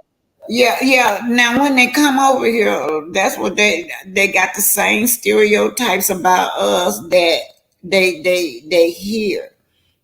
The media told her, so they feel like, well, they could be blacker than you, but they feel like they're not talking about them because they're not from America. So they separate themselves. Now, when I was marrying my ex, I was shocked. We always with the motherland. We love the motherland. And when he married me, they cut off his funds, because he married me. They expect for him to come over here, get his education, and come home and get a white arranged marriage. But then I didn't understand that because I felt like I was black too. But no, they don't look at you as being black. They said that I would taint, that I was not black like them, that I would taint. I had too much of white blood in me. Y'all look at me, but that's what they say. Yeah, I had too much white blood with me. I was tainted, and then told me he couldn't bring me over there. So what? He couldn't bring me over there. And then when I started having children by him, okay, well the children can come. I still couldn't come. So it's always something. But he grew up like that too. He had to learn. He's no longer like that because he's been over here a long time. But when he first got here, man, I was like being with a Ku Klux Klansman because and that lady that called in, that caller, she'd rather be with the working class. All she is saying that we were lazy. We just want stuff handed to us. She didn't feel like we deserve reparation. Right. And then I don't know what she feel like slavery.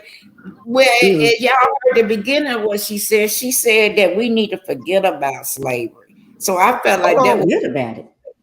She said we need to forget about slavery because that was a long time ago. This is a no.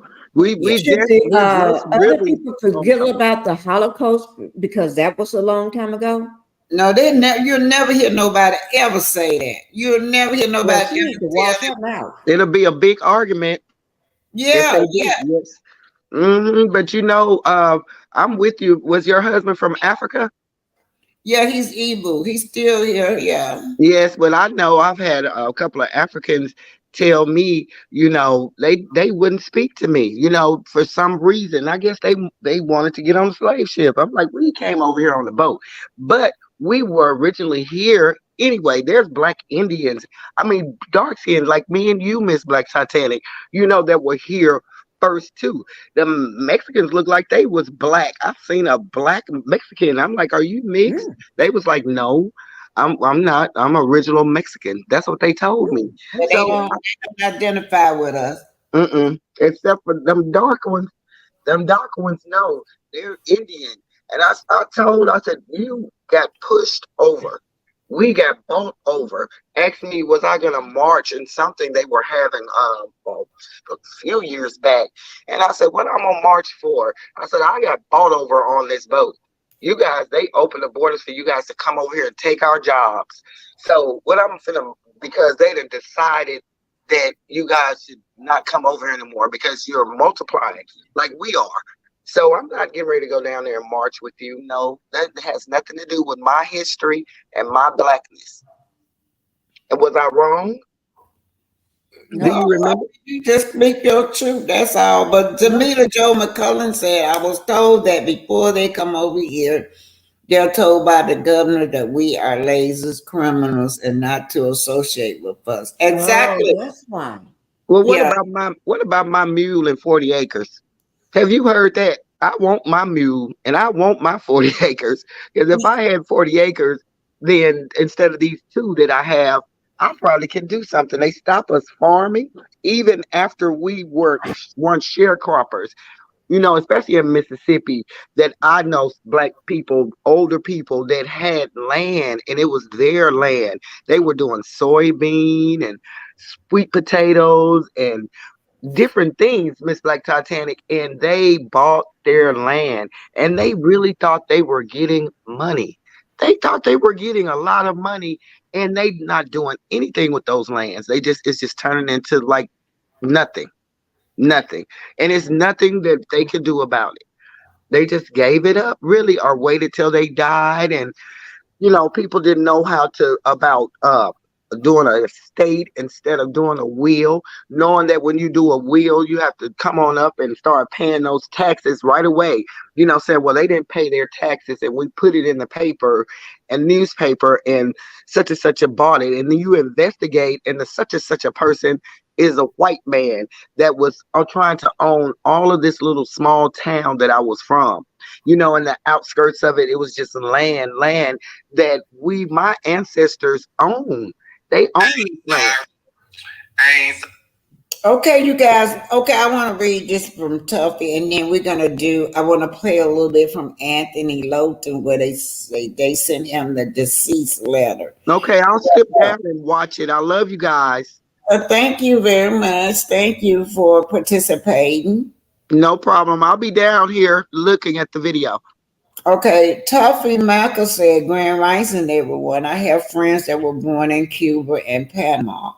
They taught them one thing, you're either rich or poor. They don't do black and white. Well, I know Cuba, that was your experience with your friends. So that, not all of them are like that, but yeah. Okay, now y'all do know we're gonna switch the subject a little bit. We're going into where we're just gonna play a little Anthony on the cease to desist letter by the Scots is what I want to pull up. I ain't sorry. Y'all being paid. Obviously, Bugs, they was having an issue. Look at Miss Joy. Negative stuff. Wait a minute, I'm trying to find it from the beginning. So I'm gonna go ahead and bring this up. So I'm going to where's the letter at? Make sure I cover up my address on here. Anyway. Okay, I'm here. This is the letter that I received. Can you hear me? That right there. Yeah. So the letter came in. Okay, now I'm sorry. Kimberly A. Ford Esquire, Huntsville, Alabama. She's licensed in Alabama and Tennessee. Registered on the Alabama State Court mediation roster. Okay. So let's go ahead and get into this. Dear Mr. Lofties, please be advised that I have been retained by Infinity Properties LLC, Black LLC, Black Cigar Lounge, Bastana, Scope Industries, and Scope, whatever they want to call it, Industries or whatever, and Scott Realty, to protect their business interests in a looming defamation dispute they have with you. Please direct any and all future communications if there be a need for any regarding this matter to me using the contact information above. This letter served as a formal cease and desist demand for you to refrain from any and all false, unverified, and or otherwise non-confirmed communications regarding the related to and or concerning Infinity Properties LLC, Black LLC, Black Cigar Lounge, Scope Industries, and Scott Realty, okay? As well as any and all of their agents, employees, successors assigned, or legal representatives. Communication include, but is not limited to social media posting, information shared in interviews, and any and all written or oral exchange of information. Your uncorroborated statements concerning, she put she meant Infinity Properties LLC, Black LLC, Black Cigar Lounge, Scope Industries, and the Scott Realty are having a negative financial impact on their businesses. And in the event the statements do not cease, you will be held liable for any damages. The cease and desist demand contains herein are effective immediately. On behalf of my clients, you are hereby demanded to fully comply with the with the terms and strictly adhere to this request. Please be advised that your failure to do this will result in immediate further legal actions. If you have any questions concerning or this matter, please do not hesitate to contact me. I thank you in advance for your attention and full immediate cooperation. Warmest regards, Kimberly A. Ford. Kimberly, you know you can take the. Wait a minute. I want y'all to hear this. He told. Take the paper. You can take that letter and shove it up your ass. You can actually shove it up Marceau's boobs if you want to. Oh, y'all hear that? That I rolled when he said that. Take that paper and shove it up Martell boobs. Man, I rolled when he said. Lord of mine. But what is it? What is it that they don't want us to talk about, you guys? Because if they saying it to him, they just trying to use him as example, trying to put fear into the content creators not to talk about anything that they do. Because they don't want us to expose their all their criminal and cunning behavior. They don't want us to realize how they're taking money from the community and putting it in their pockets. They don't want us to realize that they ain't got no money. They don't want us to realize that everything that they said about Scott's scope and everything is a lie. So if we don't talk about it, then nobody would know. So that's what they're trying to shut down. Yeah, but I mean, what else can we talk about? I mean, if they were a successful, a legitimate company, we can agree. We can report what we see, but we only reporting what's going on. Now, That's what I want to know. Where is all these places at? They said cease on behalf of Infinity Property. Where is that located? Where is that office located? Right. Where is Scope's office located? Now we know about Black Lounge. They name about 4 or 5 different businesses that they got that nobody don't know where they're located at. Can we call them? I don't think we got a phone number for them. No, you're right. No phone numbers, no nothing. All season after season after season. They done named it all this to Ethan. Ethan went down the line reading all these different businesses that they got. Deceased to this, but where are they? Where is Infinity Property located, y'all? They made up because you don't hear them ever talking about them, do they? Do you ever see them going to work there or doing some work? Yeah, You see Infinity Property. What have Infinity Property did? Huh? None. She said they're on national TV, y'all. Yeah, but don't want nobody to talk about them. You talking to? There's no such places. Where I want to know when where is Infinity? How are you gonna sue somebody to talk about something that don't even exist? Okay, I'm sorry again. Thank you. Yeah. I'm getting ready to finish up typing up my cases, okay? You talking to me? Miss Kim said, take the papers and shove it up your boob. Well, that got me. Well, he does have some hips and thighs and boobs. Yeah, Mrs. Who is this said that the Scots are already exposed? Miss Lewis, yeah. How they gonna blame Anthony for they failing business? They said something about he was blocking the success of their business. Their income. Yeah, their income. How they gonna blame him for that? That's you that went and started these jobs. Y'all could really be millionaires. It's so much work going on over here, y'all. But they won't do right. They won't do right. Take the paper. Rather do it Connie way. They rather take money from people versus working to earn that money from people. They don't want to do it the right way. Wait a minute, Arlita said the court date is coming up soon. You know what, Arlita, one in the past, I just been so busy, I've not had time to really see what happened on with Zen Garden. They got 3 of them. They got one. They had one in July the 31st. They got one in September, and they got one in October. I've been so busy. Well, you know, I have not been able to see what done happened to the one in July. If anybody find out, could y'all please send that to me or email it to me? If y'all find out what was the outcome with them in Zen Garden in July, they went on July the 31st. That's if they didn't extend it, because they keep extending it, y'all. Yeah. They are located in the house they are building, which will never finish. Oh, that's a good one, Kim. They're located in the house. Your business are located in the house that they're building, which they'll never finish, allegedly. So if they never finish it, allegedly, that means those businesses they don't exist. Don't really exist yet unless they are doing it on the floor and they fold up chairs. They probably got some fold up chairs, you know, sitting down on, trying to get it done with the pop up fold up tables too. May said they better remember what you do in the dark will come to light. Exactly. That's why they know what people down with that cease and desist letter, because all this stuff is doing in the dark.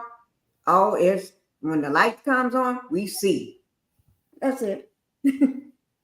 What topics are they aware of all of these lawsuits against them? Maybe they have forgotten the difference from right and wrong. They ain't never know what right and wrong. But y'all know what I was thinking about, because this is a young person told me this. I did not know that MJ was the baby that they had in the stroller stealing. He wasn't even walking yet, and they got that baby in the stroller, teaching him how to steal, hiding stuff under in his buggy. And Tisha got caught. Yeah, this is not this. I'm gonna say allegedly, but it's documented. It's documented on the criminal report, huh? I say everybody know about it anyway. Well, yeah, it's documented in the criminal report, but I didn't know which child it was. I didn't know until one of the young people told me. So this is the kind of stuff these children has to go through. They go through school. It's embarrassing how their parents are deceiving the public. What you did in the dark will come to life, like she said. Now that little, but what is he, 16 or 17 years old? He got to live that. The kids are teasing him about that. Because there's a little young boy that went to go to classroom and told me it was MJ. I said, really?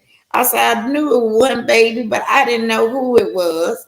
Then I said, well, I don't know. Then I went back and had to look up that criminal record.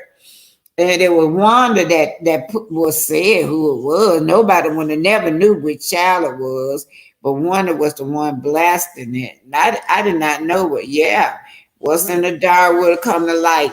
And then Tisha put the little oldest girl on film the other day. She did not want. She was hiding her face, putting her head all down between her legs, because she did not want to be on that camera. And I feel like this, she shouldn't force her daughter to try to be on TV just to please her. She's doing it for a storyline, but they got to remember these kids go to school. They probably getting harassed, probably getting made fun of, teased, and everything. Yeah. Everybody know what their mom and daddy do for a living. Everybody know they've been allegedly conned. Neighborhood. Yeah, because you know, children will tease you about that. Right. So they need to go straight. They need to learn to come out, apologize for what they have done, and try to do things the legit way for the sake of their kids. Because their kids are still small. Some still, one or two of them still, well, they all still small, still in school for a long time, and it's going to follow those kids. Oh my Lord! You got two of them teenagers. Thanks for being here talking out loud. She said, "Let's wait until the lawyers don't get paid." Oh Lord! Yeah, I guess they'll have Maurice. Oh, they're trying to have Maurice. Maurice will come through there. Okay, I read that. Y'all, I'm gonna get ready to go, but let me read. I want to see this one right here. This one said, I've heard that they had that baby stealing allegedly. Yeah, Kim. Yeah, she got caught. She got caught. Yeah, she got caught. I'm surprised they didn't take that child from her. Yeah, me too. Yeah. Toffee said the oldest child so sad. Yeah, she always sad, y'all. That oldest girl, she always looking sad. She probably got friends that watching this and making fun of her. They some cute kids. Yeah. They still scamming. You know, a lot of people be asking me to go and bust them down there at that store where they got the children's hair product. But I won't do it because they're children. Right. But they still, to me, scam in the community. If you know this product is bad, allegedly, I don't know, but some people say that when the health department closed Stormy down, she couldn't use those products. So Stormy did come on and say she had some bad products. Yeah, she did. So if Tisha knowingly selling that stuff to the public, you still deceiving the public if you selling that stuff in this store and people got to wash their head with it. Little children, it's kids' hair product. That's what it is. Yeah. So Kim said the little girl hair has been long and pretty. How did it grow with the new product? Yeah, the little new products that made it grow. She crazy because she want to convince us that it's the product that made the girls hair grow. And we've been watching them children grow up on They already had long hair. Yeah, they already had nice hair. Yeah. Tisha got a nice grade of hair too. Her hair pretty too. And to me, she looked better with her own hair than all of her wigs. Those wigs ain't doing it for her. And so y'all don't let her let y'all believe that stuff that she and put her labels on made her kids' hair grow long. That's another thing they're trying to spin. It didn't. They already had long hair. Tisha probably don't even put that stuff on her kids' hair because if you watch the video right before the episode when she was wrapping that other label on, she only put a tinge of it in her hands, and the kid's hair was combed from home when she got there. So y'all just need to watch it. Okay, that's all I got to say. Hey, you guys, I'm getting ready to go. I've been on here a long 2 hours and 14 minutes. Guys. Miss O'Neill, thanks. Cass, thank you. Cass says shame on them. Kim Green, Ruth Gray, Toffee, Maka, thanks to Toffee. Y'all, thank y'all. Y'all really participated real great today. Yes, they did. Kim Green. We love them. Live, laugh, loud. Thanks for being here. I know y'all are content creator. May, talking out loud, another content creator. Thanks for being here. Thank you too, Pinky. Thank you. Welcome. Time. Demita Joe McCullough, Arlita Jordan. Y'all know Arlita, but another one of my day one. Hey, Arlita. Kim Green, Ruthie Lewis, the Scots are already exposed. Sure is, Ruthie Lewis. I don't know why they're going to put it on Anthony. Well, they already was exposed. Zen Garden is the first time I heard about them. Yeah, don't forget Eva Bank, y'all. Eva Bank, too. Right. Lita Jordan, Lady Leo, May. Did I say Demita Joe? See y'all. See ya. That's cute. All right, if I missed anybody, I'm sorry, but I'm finna go. Kim Green. Oh, Dolores Cameron and Macho. Thanks for being a new member. Don't forget, you guys, we're doing the membership so we can start the book club, right? Yes, Pinky, I mailed your book off before I left. Before I left Atlanta. Okay. Thank you so much, Lady Leo, Pretty Brown Eyes, Vol B. I think Scorpio Miss, Sac Brazil. Hey, Sac Brazil, I didn't know you was here. Joyce Miles, Lady Leo, VLS. Did I call her leader? Yeah, I called her leader. Deborah Adams, Miss Lewis. Oh, Renata Elliott, Victoria. Miss Reese. Hey, Miss Reese, Linda Gambo. I think that's it. If I miss anybody, B Bliss, B Bliss so quiet. She said you got a beautiful granddaughter and family. Welcome back home. Thank you, B Bliss. Thank you. I guess I got everybody. Lady Leo. Oh, Barbara. Oh, Val Allens. Hey, Miss Allen. That's one of my family last name. Thank you, Renetta, for the. Let me see. I like to read out what she said. She gave me this. Have a fantastic Wednesday. Sending you love and a hug. Y'all, you see I had to move because I was sitting up there and y'all just don't know what this back get. I had to move from over there, Pinky. That's why I moved. You still there, Pinky? Yes, I am. Yeah, I had to move out that chair because of my back. I'm going to show them my back. They ain't seen it. How's it feeling this morning? Huh? How's it feeling this morning? It was terrible. That's why I had to move from over there by where you gave me the Yeah.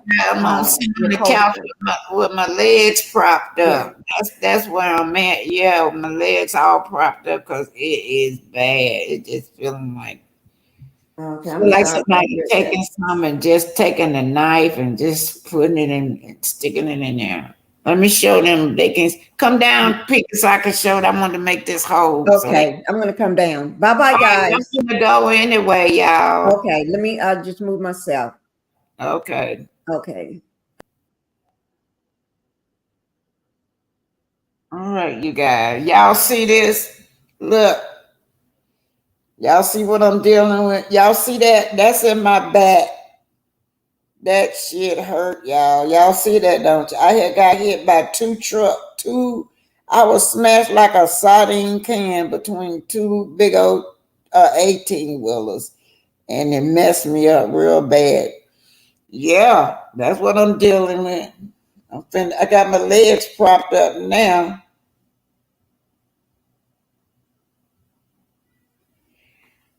Oh, Lord. Yeah, that thing is sliding out and it's rubbing against my nerves, y'all. And that's why I'm hurting so bad. So I'm finna put something on my back. I got them lidocaine patches. They don't do nothing for me but give me a headache, y'all. Anyway, y'all don't want to hear Black Titanic problem, but Black Titanic feel like crying. Feel like crying. It shit hurt so bad this morning. It got me this morning, y'all. I'm finna go and prop my feet up, you guys, and try to take care of my back. Bye, y'all. Thank y'all. Don't y'all forget to hit that cash app too. Bye. Love y'all.